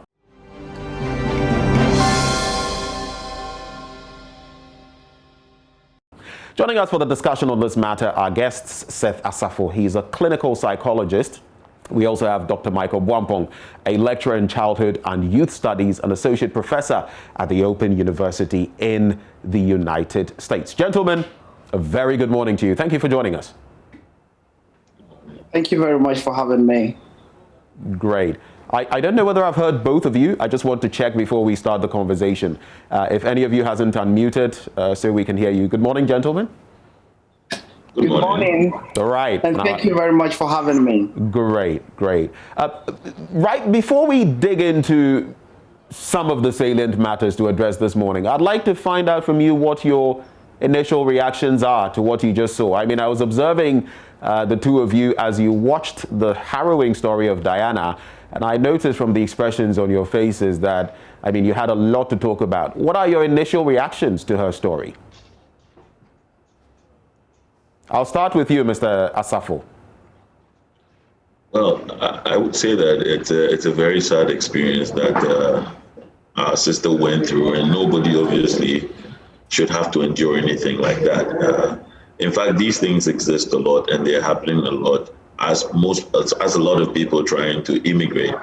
And I know that as a fact, even those people listening, some people are actually feeling the same emotions that our sister went through. It's more like some form of trauma that they're also going through. And whatever our authorities can do to help, curb these kinds of things is really important. In the same light, we should be available to offer support to people who've endured these things, to help them to get back into society, functioning very well. Yes. Dr. Bwampong? Yes, I think I would join Dr. Tio in saying that at the same time, the issue of irregular migration is quite a very troubling experience. And if from the experience of Diana, you could see that she went through a very harrowing and dehumanizing, experience of having to, go into servitude and slavery. If, we have to put it into modern day context, and, having to see this is quite very troubling. And I think that it's about time that we look into the underlying drivers of irregular migration, because if you look at, her experience, there are a lot of factors that pushed her into embarking on this, harrowing, experience. So it's very important that our leaders, address the underlying causes of irregular migration. So it's much more of a structural issue beyond the personal experiences that some of these young people experience. Now, especially as you are a lecturer in childhood and youth studies, I want to run this by you. In 2019, there was a study conducted all the way from 2017 with regard to some students in SHS, JHS, who had actually migrated to some of these countries, about 1,000 of them being brought back to Ghana with different reasons for having left the shores of our country. The focus there being why these young people are embarking on these perilous journeys in the first place. What would you call a justifiable explanation for what has been happening? That's a very important question. When we look at migration, I think one of the things that we have to realize that, as a society, migration in itself is a cultural endeavor and expectation in our society. So in Ghana, for instance, there are some notions like, travel and see. And a lot of the times, for most young people in our society, migration is more or less a form of poverty reduction strategy within households, where, when you get to a certain age, your parents would expect you to maybe cater for your younger siblings. So it's more of something that also in our society is becoming very much common, that, you need to travel at a certain stage in your life. And at the same time, also the underlying cause of, poverty, which most households experience. And, most households would expect, younger people who are growing up to be able to find a way of living, to be able to take care of the younger siblings. And we also realize that, the whole issue of, when you look at the experience of Diana, for instance, she wanted to, embark on education. But in the cost of education, which I know in Ghana, for instance, we would talk about free education. But education in itself is not free. If you look at, the cost of education, most of the times people would prefer private education because that is much more of quality education compared to public education. And even with a public education, you may need some supplementary form of, education to be able to come at pair with, the ways of having to get a better, grade to be able to proceed on to, higher education into university. So there are a lot of factors that, cause most of these young people to move, but that is not enough justifiable excuse for them to embark on irregular migration. But we need to be able to address the underlying cause of irregular migration. The other thing that I would add is that when we look at migration, in most cases, is a segment of people who are not able to embark on regular migration. So there are people who are able to embark on regular migration to, Europe. They are able to get on a plane. They are able to further their studies in, Western countries. But unfortunately, there are a segment of our society, young people, perhaps maybe the poor, those who are less connected, who are unable to get the kind of, migration that would be able to afford them the decent life that they need. So I think that is one of the things that we need to look into in terms of also government having to find legal options for young people to move. Perhaps with a scholarship secretariat, being able to afford young people the opportunity to find education in other countries that they are not going to be abused. At the same time, also for those people who want to work in other countries, having to have bilateral agreements with other countries to be able to get the kind of decent work that they need in other countries. Let me cross over back to Mr. Asafo. Now, let's explore a bit of the psychological impact, the trauma of going through some such experiences. Diana was paralyzed. Half her body was paralyzed at a point in just attempting to escape being lynched, so to speak, by the second family she worked with. Then, now she has to deal with health issues. She's still grappling with broken vertebrae when it comes to her backbone and all of that. What would you say is the psychological impact of people who go through these experiences? And what do we do to bring them back, properly reintegrate them into society? Well, there are several levels of the effects of, experiences on different people. And I'd say that even for a normal immigration, if you want to do it on your own accord, it's not it's not so simple, especially if you're going to another country which has a different set of norms and routines that you're not used to. The change in itself is stressful. So regardless of whether you have the means or not, the change in itself is stressful. That's one. Now, for Diana's special case, you can look and observe almost instantly that she's going to have a constant reminder of that threat that has caused her to be in this state. And that's what brings us to issues of trauma.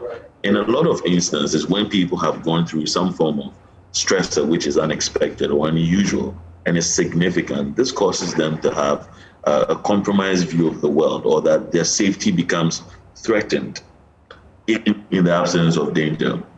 Now, whenever you have an expectation and that expectation is not met, it leads to disappointment. Disappointment can come with its own bout of feelings of anxiety and feelings of low. I'm careful not to say depression because that means something very significant, but extended periods of feeling low could actually push someone to suffer significant mental health complications of depression and anxiety.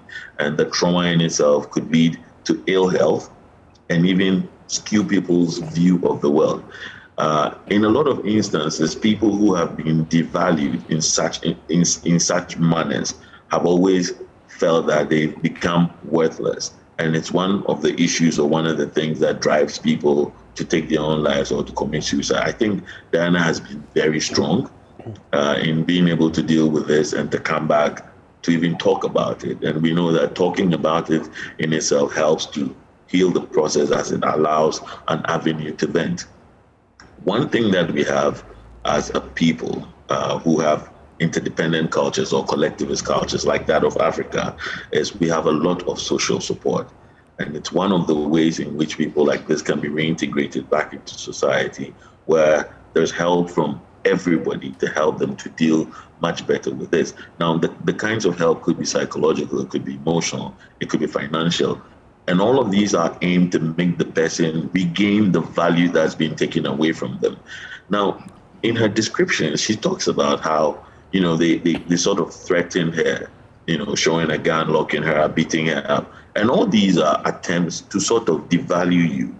Now, when they devalue you, they take away your sense of worth. And if that's gone, you definitely would succumb to anything they ask you to do. So it's a conditioning that was being done. And it's interesting that she was able to stand so strong, even in spite of all of these things.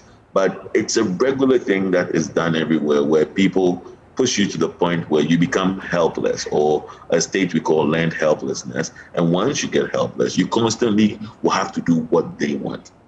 We can reintegrate her back. The psychosocial support out there for her, and I am personally willing to offer her any assistance which has to do with psychosocial support if she requires any. But social support from the family and the friends and from the community as a whole is also essentially important.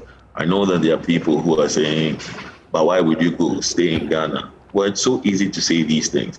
But like Dr. Boampong said, the issue of poverty, the issue of the systemic issues of educational standards and lack of opportunity is definitely going to drive more of these things. And it becomes necessary for us to improve these things if we can contain or manage it from one level. At least it will reduce the load. Thank you.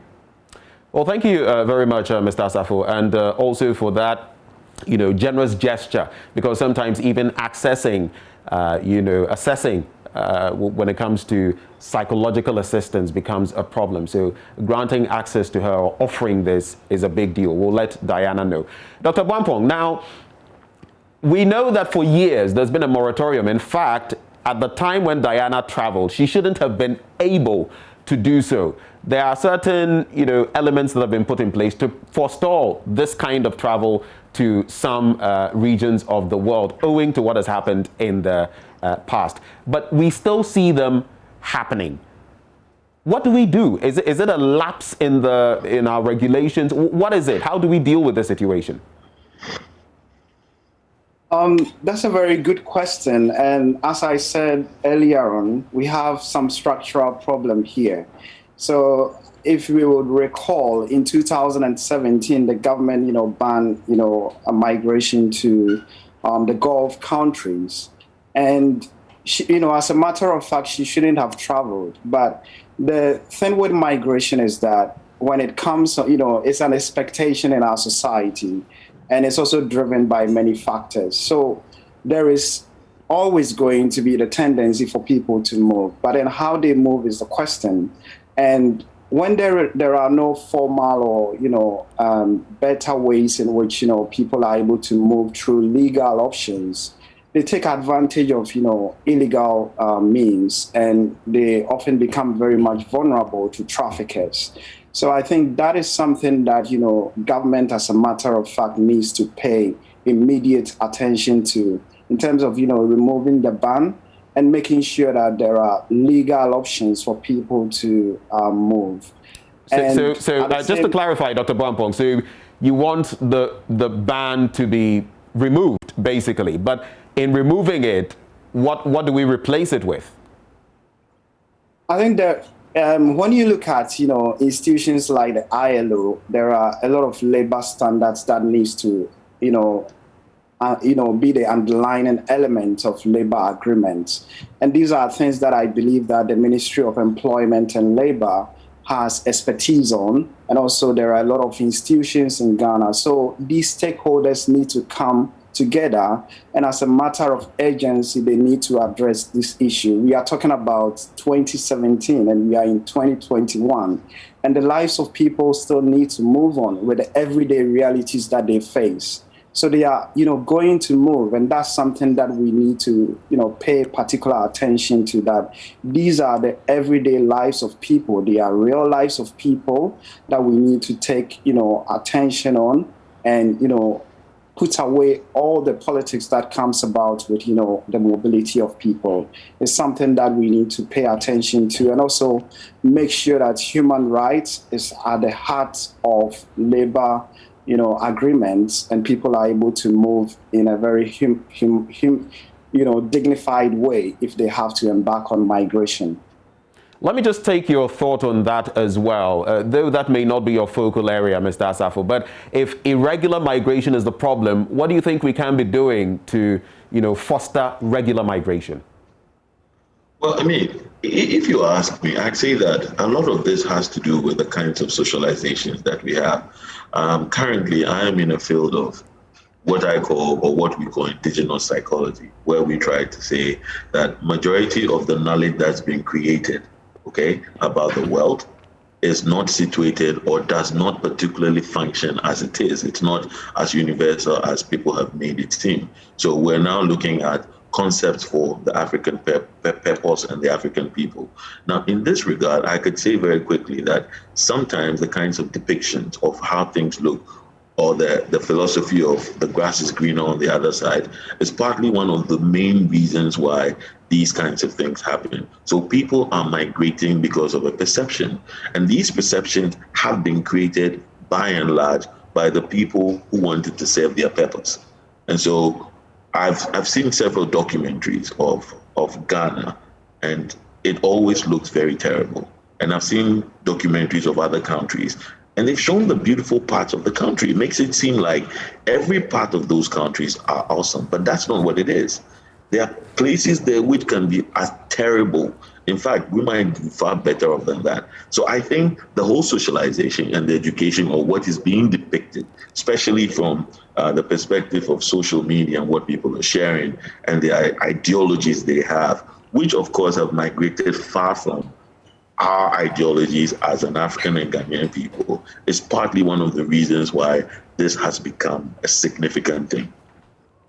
Dr. Bwampong, earlier you were speaking about some discourse between countries and all of that dialogue.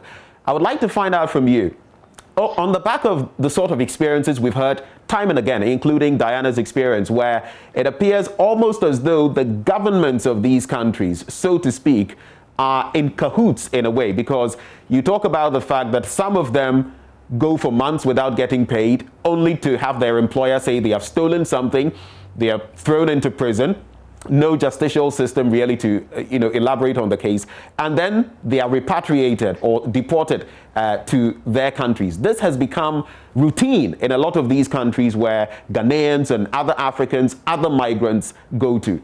What sort of engagement should be brought to bear when it comes to these countries and their governments to ensure that there are some checks? What do you think ought to be done?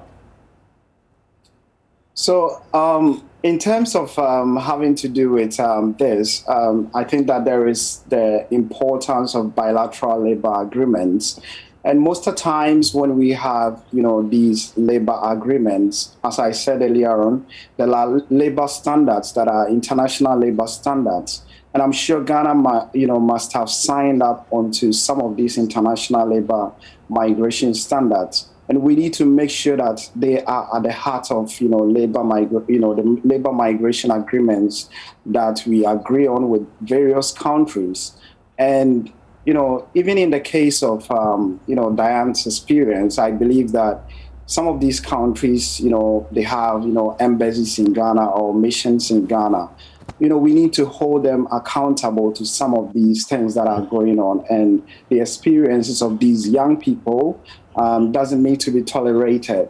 But essentially, we also need to make sure that, migration in itself is something that comes up as a result of a choice and not something that people have to be forced on to, embark on. So that's something that, is really, is on my heart in terms of, how we see migration, that not everybody would want to, go out there and experience all these things that, Diane has experienced. it's often the case that, people don't have alternatives, back home in Ghana. And that's the reason why they do this. But then migration in itself is something that is part of us as human beings. We would want to experience different things in different countries. And it's something that needs to only happen as a matter of choice and not as a matter of, necessity. As he spoke, something came to mind, and I'm wondering whether we don't need more awareness creation, maybe in our syllabi, our curricula, even from school. Because I remember, again, going back to that study in 2019, awareness creation, especially among the target groups, those leaving junior high school, senior high school, these are the people, on the educational ladder all the way till about 26 years, who are usually enticed to embark on these journeys. In terms of education, since that is one of your focal areas, what do you think we ought to be doing as government and as a people? So as said earlier on, migration in itself is a perception. It's not always greener at the other part of the world. As a matter of fact, people even in other countries are also wishing to be in Ghana. If you look at the recent news, Steve Wonder even wants to be in Ghana. And that's something that maybe people will find it difficult to accept. But migration is something that I know there are a lot of institutions in Ghana that are embarking on, information campaigns.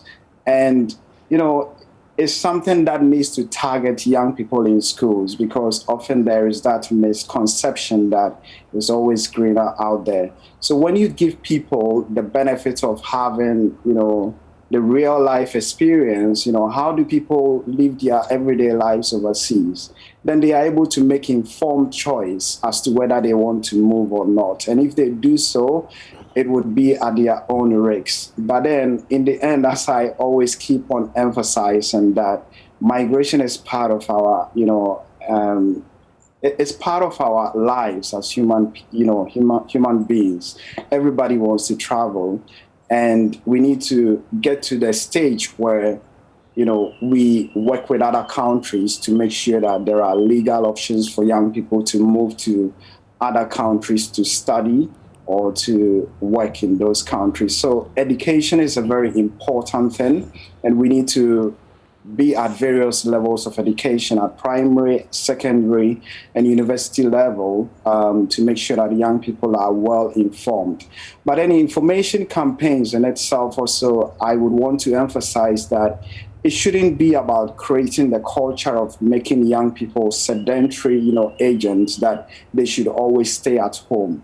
Migration in itself, when you look at the data and research, you realize that there is a huge potential or huge benefit in migration. But that huge benefit and the outcome in terms of remittances that comes back is able to in itself help other young people to acquire education, improve health conditions, improve, the consumption levels of households that are in poverty.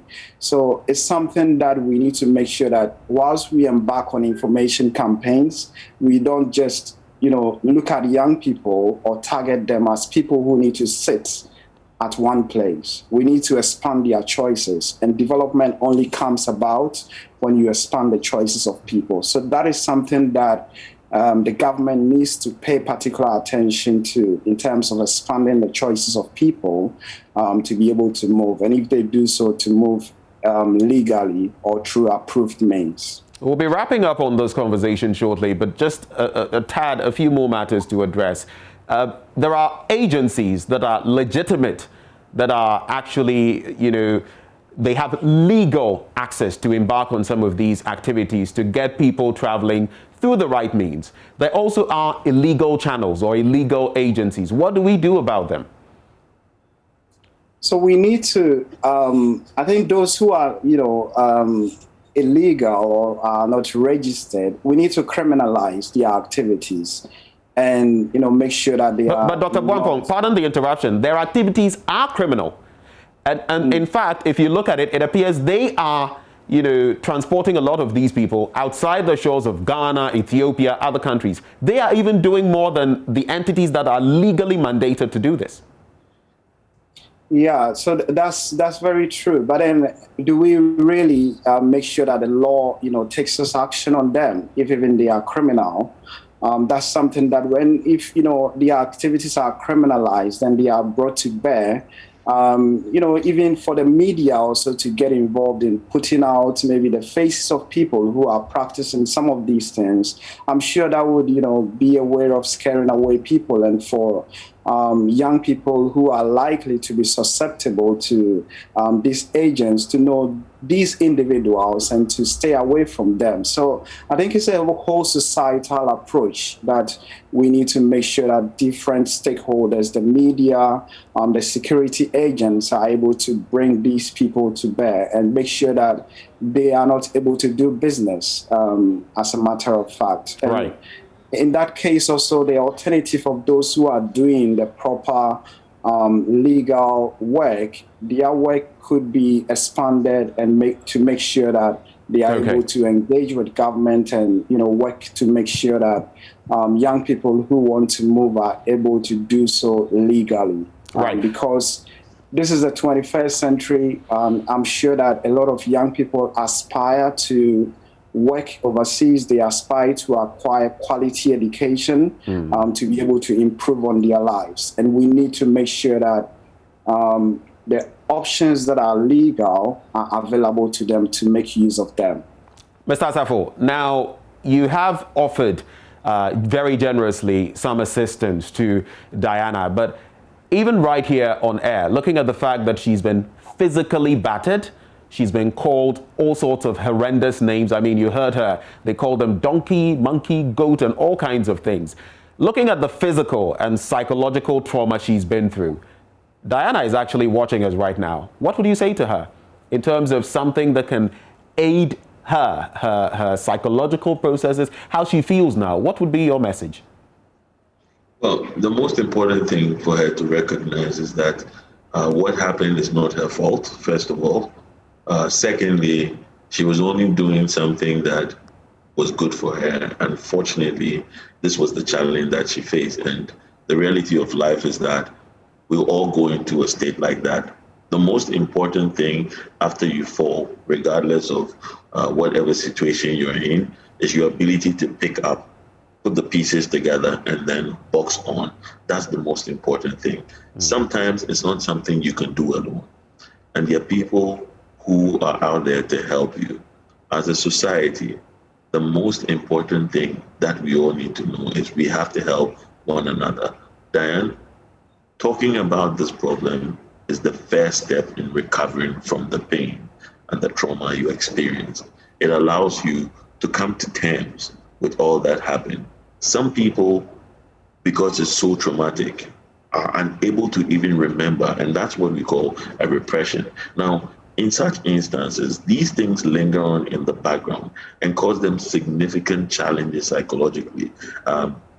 It might impact her relationship with, as it were, foreigners. It might impact her ability to even trust people. It might impact her ability to feel safe, even within the comfort of people who are dear to her, because it affected her mind in such significant ways that we might not be able to tell until we've actually had a one-on-one interaction. But the most thing here is there is still help out there. Right. These things can be dealt with and it can be managed. Beyond the physical challenges, the psychological issues that you're experiencing may be managed. In some instances, you might not even know that you're going through some of these things. But if you see somebody, a professional, somebody that you trust, it shouldn't only be a professional, but somebody that you trust. It could be your spiritual leader, it could be your parents or somebody who's dear to you. Talking about the problem is the first step in getting help. That's all I have to say. So to wrap up the conversation, this final bit is to both of you. In 2 minutes, I want you to take a minute each and tell us what would be your message of caution maybe to the youth here in Ghana on the back of Diana's story. I'll still come back to you, Mr. Asafo, to take that last bite. Well, first thing I have to say is the grass is not greener on the other side. The grass can be made greener where you are.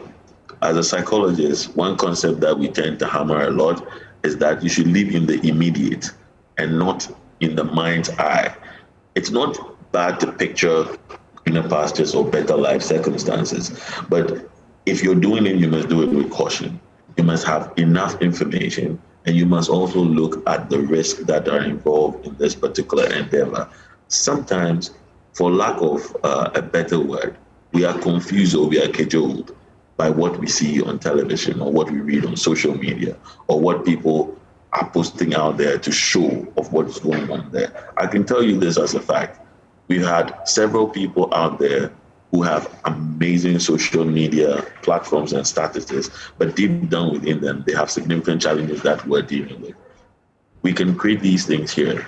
Immigration is part of us. We all would like to travel, but do it with think about what you want to do, right, and make sure that it is legal. Find out, get all your facts before you do it so that you don't have to go and face some of these challenges. Thank you, Mr. Asafo. Dr. Bwampong, your take on that, and it's a wrap. Thank you very much. I think I would re-echo what Seth said in terms of making sure that you are well informed before you embark on migration. I believe that there are a lot of spaces in Ghana. If you go to maybe the Ghana Immigration Service and some of the centers that they have opened, you'll be able to get reliable information. So make sure that you get reliable information because perhaps maybe travel agents, for the reason of the money that they want, they might misinform you.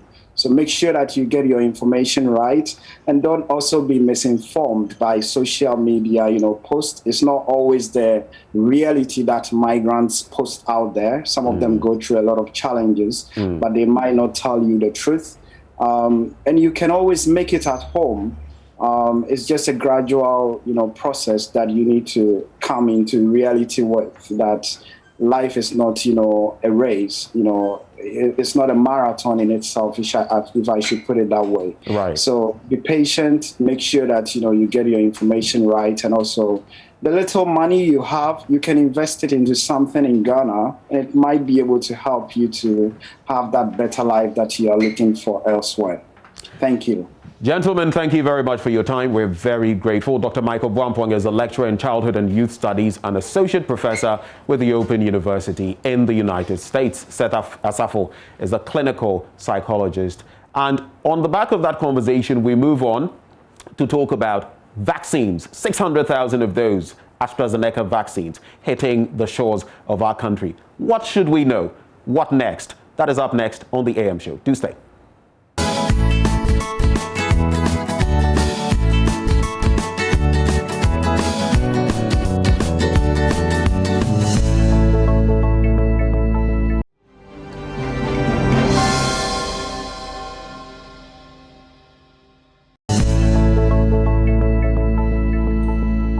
With over 80,000 confirmed coronavirus cases in Ghana, the arrival of the first batch of vaccines procured under the COVAX facility signals what could become the beginning of a decline in infections as observed in countries like Israel, which is far advanced in a vaccine rollout exercise. Within the African region, Ghana is the first country to take delivery of the AstraZeneca jabs produced by the Serum Institute of India. This follows an emergency use authorization given by the Food and Drugs Authority for the AstraZeneca and Russia's Sputnik V jabs. The first tranche of 600,000 doses delivered on Wednesday morning will be deployed under a staggered arrangement, which will focus on frontline health workers, adults of 60 years and above, people with underlying health conditions, frontline executive, legislator, judiciary and their related staff, and frontline security personnel. Other priority groups include some religious leaders, essential workers, teachers and other personalities within Greater Accra Metro and Ewutu Senya areas in the central region. A statement by the Ministry of Information also noted that a similar segmented population in the Greater Kumasi Metro and Obuasi municipality will also be covered. Receiving the consignment on behalf of government, Minister-designate for Health, Kweku Ajiman Menu, assured that no one will be left behind in the rollout of the vaccine. And I'm glad that Ghana has come to take delivery first in the world from the COVAX facility. partly depends more on our president's initiative, his networking, and his hard work. But I must say that Ghana is opportune. The health minister in Ghana sits on the Gavi board, and so inside we know what is happening, and our hard work has yielded results.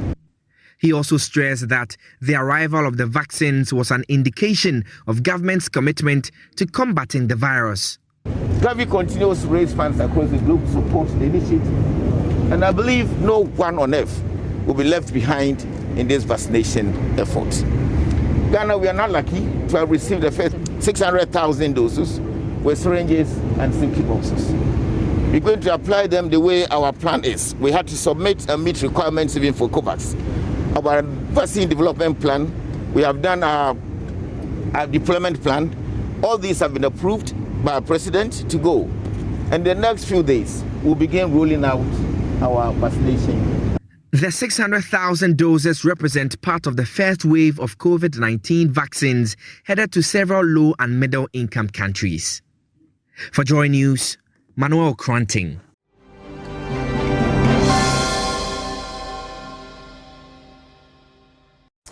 So we know that some vaccines are in the country, and effective 2nd of March, some listed persons will begin to take the jab.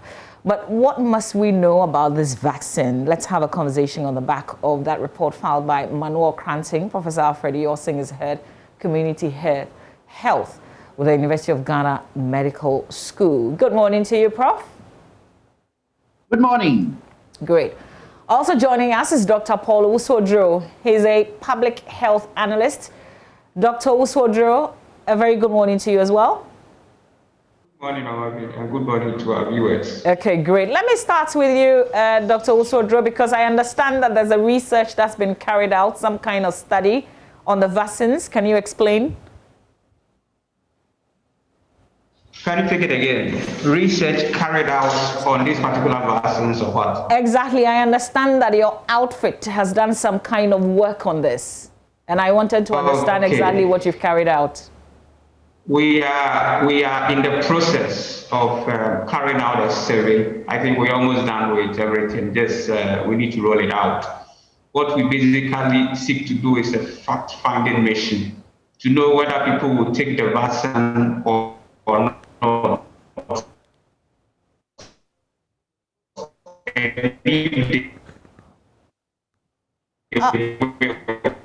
Dr. Usodro, unfortunately, what will inform their decision if they won't. So, Dr. Uso, can you just go back a bit because we lost you? The line was not very clear. Okay, am I on now? Yes, you are. All right, good. So what I was trying to say is what my outfit is doing in collaboration with faculties from other institutions. It's basically a fact-finding mission to know whether people will take the vaccines or not. And then if they will take, reason why they will take, if they won't, reason why they won't. The reason being that we don't expect this to be the last pandemic. Vaccination is ongoing. Vaccine hesitancy is quite common among some people. So we basically want to know so that we arm ourselves for future vaccine deployment, and then it will also be a good information for vaccine developers to know what the people expect, and then in the course of production, they will engage them so that by the time the vaccines are rolled out, all conspiracy theories and doubts would have been cleared so that community entry will be quite smooth. Okay. So when can you share details of that survey carried out? I am sure in the next couple of weeks, we should have enough data to be able to let the public know what the Ghanaian population thinks about this COVID vaccine and then what they would have done differently in order to boost confidence and then let them accept to voluntarily participate in this vaccination exercise. Okay, but are there preliminary outcome? No, as I said, we are yet to roll it out, but the questions actually are quite exhaustive. I mean, it will look at reasons why people won't take, reasons why they won't take, so that in moving forward, it will shape the public discourse, and then the stakeholders will know what to do in order to boost the confidence of those who will decline the vaccine, and then see how best they will come on board to be able to help us fight this pandemic. Okay, great. Prof. Siosin, let me come to you on this vaccine. From your end, what do you know about it that you can share? Thank you very much. Because the COVID-19 is a typical infectious disease, we have put in place several measures to contain the pandemic. And one of the weapons in the arsenal that we can use to fight an infectious disease is a vaccine. And therefore the effort started, and God granting us mercies, we have now got vaccines that fortunately have also come to our country. As my colleague said, there are a lot of issues with vaccines. Rolling vaccines out anywhere comes with a lot of misinformation, mistrust, and all that. But the truth is that vaccines do work. And in the fight against infectious diseases, vaccines play a major role. So we are hopeful, and it's gratifying to know that we have another weapon as we fight against the pandemic. And the AstraZeneca vaccine is one of such.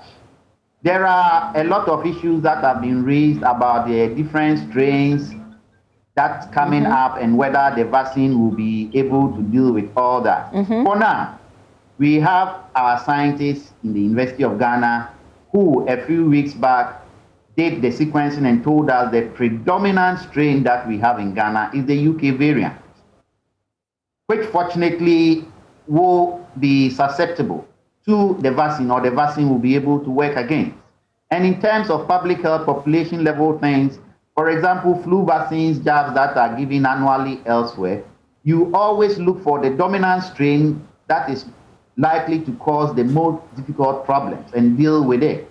So for now, we are quite comfortable that these AstraZeneca vaccines will do us a lot of good.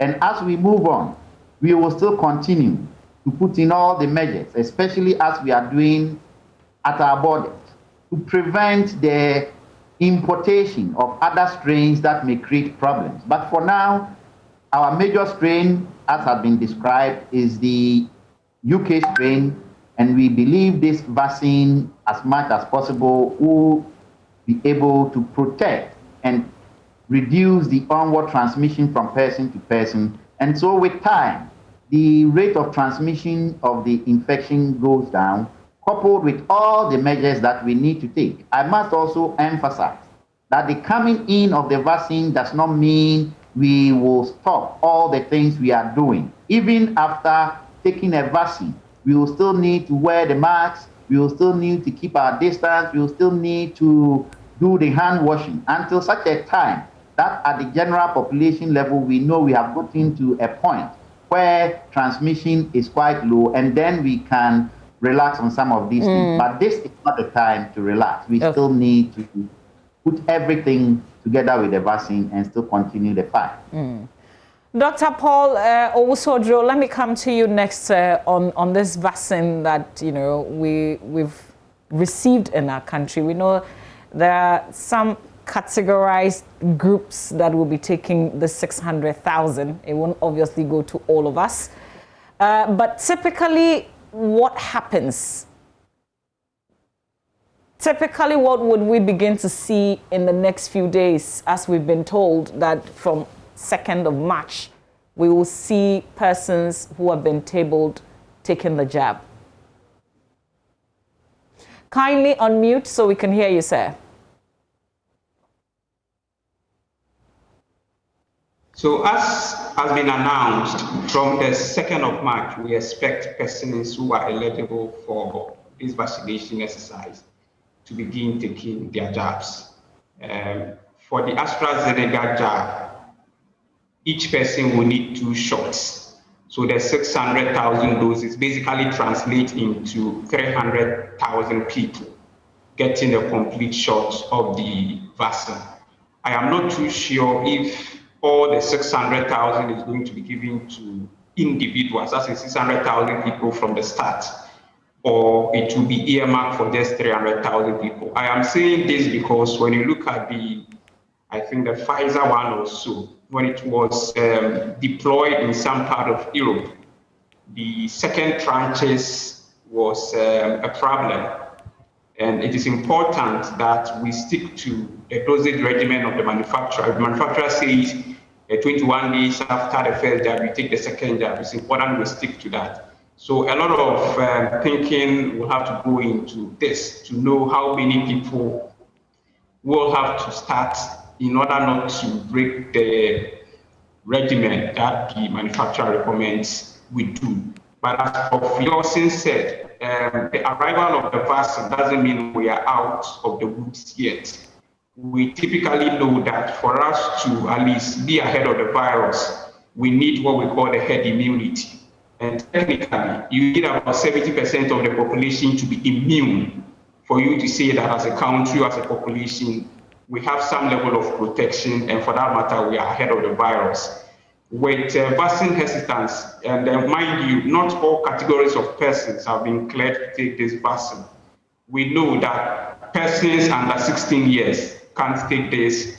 Pregnant women, the safety hasn't really been established in pregnant women, so they are also exempted, unless in those instances where the risk of taking the vaccine in a pregnant woman will be lower considered as, in comparison to the benefit that the pregnant woman stands to gain. So all these things will have to come to bear as we roll this vaccine out. Also, what we know is the vaccine protects against symptomatic illness. It doesn't mean that those who get the vaccine won't catch the virus. If you catch the virus, the vaccine wouldn't make you fall sick severely or critically for you to be hospitalized or put in ICU. But there is a possibility that you, the person who is protected, you can still harbor the virus and pass it to a susceptible host. So even if we take the vaccine, we still have to follow the preventive etiquette that we've known all this while in order to make everybody safe. Professor Yosin, there are questions that children are beginning to ask, and I shared this morning how my 9-year-old was asking why we're giving only adults for now, we're not giving children, and why they still have to wear the mask even after they've taken the vaccines. They're very basic issues that we haven't quite dealt with. How do we begin to explain to our younger ones?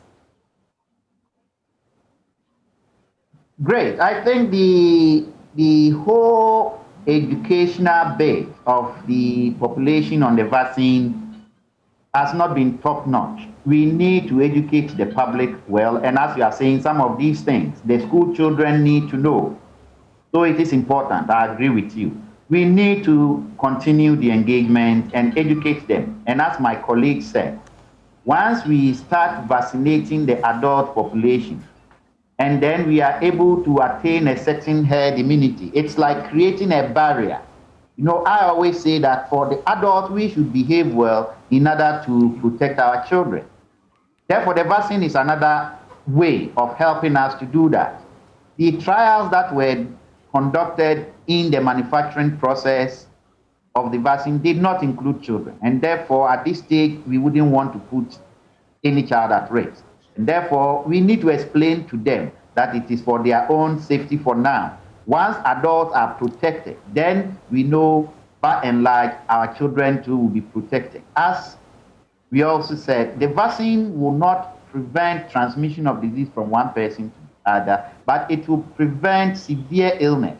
And that is good enough because in our adults, parents who have underlying conditions who may be more susceptible, when they are protected and also keep the safety protocols, as much as possible, we will be able to protect the other members of the population.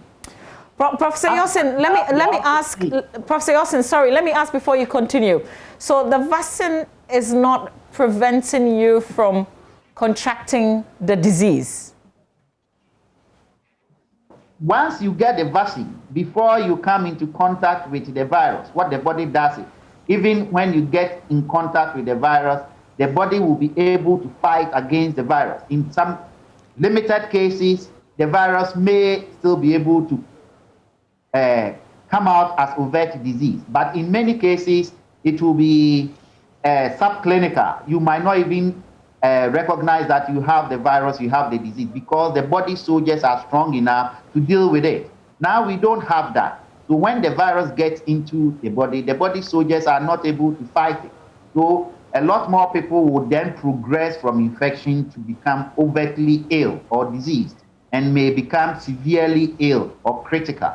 What the vaccine does is that it primes the body, prepares the soldiers ready. So as soon as the infection or the virus gets into the body, they are able to fight as much as possible, reduce the damage it will cause, prevent it from becoming overt disease.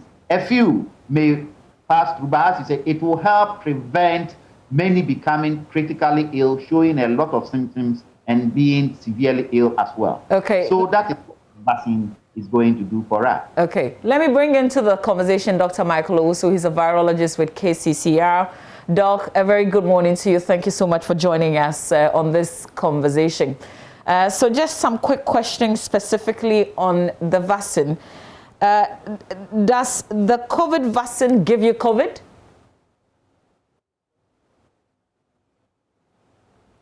Well, unfortunately, we just lost Dr. Michael Owusu there. We're going to raise him again. Dr. Michael Owusu, if you can hear me, good morning. Hello, Doc. Okay, I'm not sure we have him. It looks like we lost him again. We're trying to raise him so we can ask some specific questions related to the vaccines. But of course, I've got my two other guests also on this conversation who are joining us via Zoom. So maybe I can go to Dr. Paul Owusu. How do we begin to, I mean, what kind of conversations must we have? We've heard about the fact that we're taking in so much of the vaccines. 600,000 arrived in the country yesterday. The group of people who are supposed to take the vaccine, we know the president will be the first to take it to assure every Ghanaian that these vaccines are safe. But what kind of conversations must we be having around the vaccines?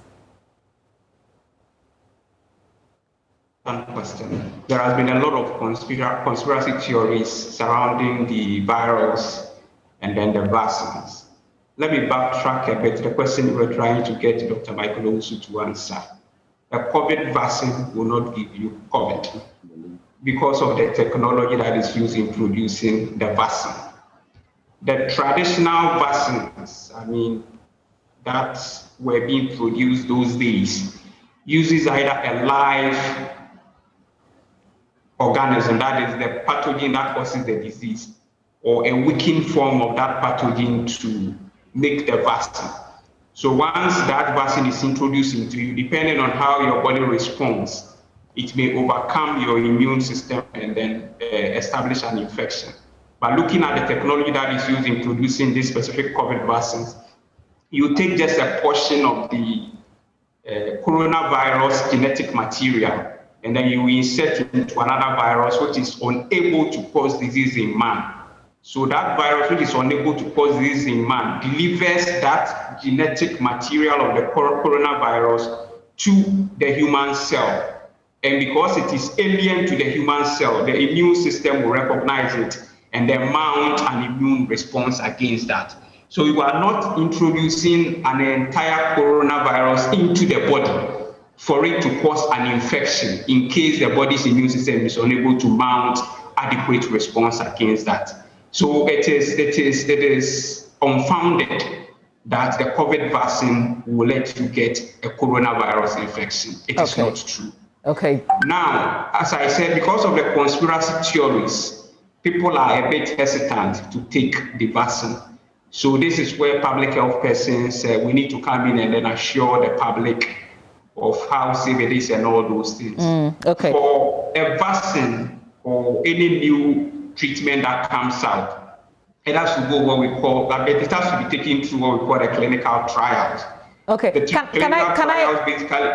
can I just, apologies there, I'll come back to you, but let me just quickly, because we've now gotten him on the phone line before we lose him. Dr. Michael Owusu is a virologist with KCCR. Dr. Owusu, good morning to you. Thanks for your time. Thanks for joining this conversation. I think that... Good morning. Okay, great. I think my earlier question, I probably will have to ask you this because that's been answered. How effective is this AstraZeneca vaccines that are here in Ghana? Well, they are effective. According to the data, we are doing between 62 to 70% efficacy. And this is within the context of the dominant variant, which is the B117 variant that we have. It's good to understand that the vaccines that we have are all developed within a certain context. As at the time that the AstraZeneca was undergoing through the preclinical trial phase, it was only the prototype B1 strain that was used, both experimentally and also in the lab. So as at the time it was done, this is the 70% that we got. But luckily, through what we call, by collecting blood samples from those who took the vaccine and testing it against the UK variant, they also saw that it is able to at least knock off or destroy the UK variant viruses that come in. So at 70% threshold is what we know about this AstraZeneca vaccine. But as I said, this is within the UK variant and all other B1 and A1 variants that are circulating the system. From South Africa, we know that that particular vaccine is not able to work against the South African variant. But of course, if your country has a predominant strain being the UK, you are better off going for it and then hoping that there could be a re-engineering of these vaccines to allow us to have ones that will cover these South African strains and other emerging strains that may come out in the course of the year. How different are these vaccines from what we already have in the system? So, for instance, yellow fever, we know that when you take it, it lasts for about 10 years. But this particular vaccine is different.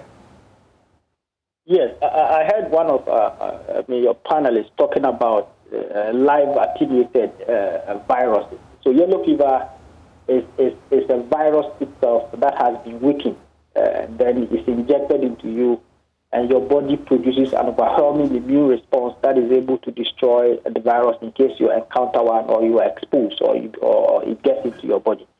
So for this particular vaccine, we don't know, and we have to be humble enough to know that we don't know everything. We know in part, but the other part we cannot tell, which is the more reason why we have to take it. Because as we take it, we understand the FDA is going to conduct an enhanced pharmacovigilance and then efficacy study. So what they did in the trial phase is that after the first dose, your blood sample is collected. After the second dose, another blood sample is collected. And I believe that after 6 months and 1 year, they will still collect blood samples and measure the threshold of antibody levels that is able to make you more immune against this. So I'm sure after a year or two, we will still be having those who have taken the vaccines have their blood sample reanalyzed to see how much of antibodies is in them. If it is at a certain threshold of 70% and above, you still have the ability to fight off or maybe even if you become exposed to it, in order not to become infected. But then if after 1 year it goes down, then of course we may have to think of having something else, booster doses or other things. Like in the case of the US and influenza, every year the influenza virus goes through a shift and drift system in terms of their mutations. So every year new vaccines are enhanced to cover emerging strains of influenza. And that is what the US does almost every year. And it looks as if COVID may take us through that trend. Because within a short time, you could have mutations occurring within the region that is used to manufacture the vaccine. So if you have mutations occurring within that hotspot, it tells you that if you develop 1 or 2 vaccines to cover one region, in the next moment, another region may emerge, then you have to have further vaccines to cover them. So I wouldn't be surprised that every year we may have enhanced versions of vaccines and take them in order to keep our bodies at a threshold level where we will still be able to prevent becoming infected, or even if become infected, prevent severe disease and prevent death. Okay. Let me go to Professor Yosin. Professor Yosin, in terms of the front line, the people at the front line, we know that they are taking the jab first. They are part of the first group of people who will be taking it. From where you sit, What's the conversation? I know that Dr. Odro's team will carry out some sort of survey, and then we will get to know why people are either interested or not interested. But in terms of the medical field, what are you hearing? Is everybody good to go? Are they excited about it? Medical personnel are also Ghanaians. They live in the community. They are exposed to the same social influences. But by and large, I think the education is going on, should be enhanced, and then people will be assured that this is safe and has been used. So I think once we begin the process, I don't foresee any major challenges. The health workers will be willing, by and large, to take the vaccine as a demonstration to the rest of the community that yes. And the other benefit of the vaccine, apart from the science of it, is the psychological boost it gives to our health workers. So that you know that at least now I have some level of protection. And therefore, you psychologically, you become a little more comfortable. It's not that you're going to relax and not put up the preventive measures as it were, but it gives you some psychological boost. And that's what we want to do for our health workers and protect them from the severe forms of the disease. Okay. So I think by and large, we will not, or are not anticipating any major challenges as well as the health workers are concerned. They may have their own anxieties, they may have their own fears, but we've seen colleagues elsewhere, UK, US, others, having taken the jab and shown us pictures, shown us how well they are doing. So I think by and large, we will be comfortable. Okay. Dr. Paulo Usodro, how important would it be for persons to publicly take it so that the rest of us can watch? How important would that be? That would be very important for every public health intervention. You need the maximum cooperation of the people in order to make it work. So we say public health is a concerted effort. It is health for the people, not an individual. And the acceptance of every intervention is critical to the success of it. In our part of the world, we tend to believe opinion leaders and then people in public or high positions. So if we see, for example, I mean, assuming people think this vaccine is not safe, I mean, I've heard commentaries elsewhere indicating that if you take the vaccine, there will be infertility issues. I mean, it's a way for the whites to wipe the black race and all those things. Our president, for example, is a black man. So if you see the president publicly taking a jab, it actually boosts your confidence and it makes you a bit more comfortable that this wouldn't kill you. I mean, if it will, we wouldn't put our president, I mean, in the front of all this. Yeah. So it is important these public persons and opinion leaders do that openly in order to boost the confidence of the ordinary person as far as this exercise is concerned. All right. Just finally, Dr. Michael, also, if you're still with me, I mean, I can choose not to take it, right? Oh, unfortunately, we lost him, but this is where we have to end this conversation. So I want to say thank you to you, Professor Alfred Yosin, Head Community Health, University of Ghana Medical School, and Dr. Paul Usodro, Public Health Analyst. This is to be continued, so thank you for now. Thank you for your time. And we have to bring you some show business up next with Caddy.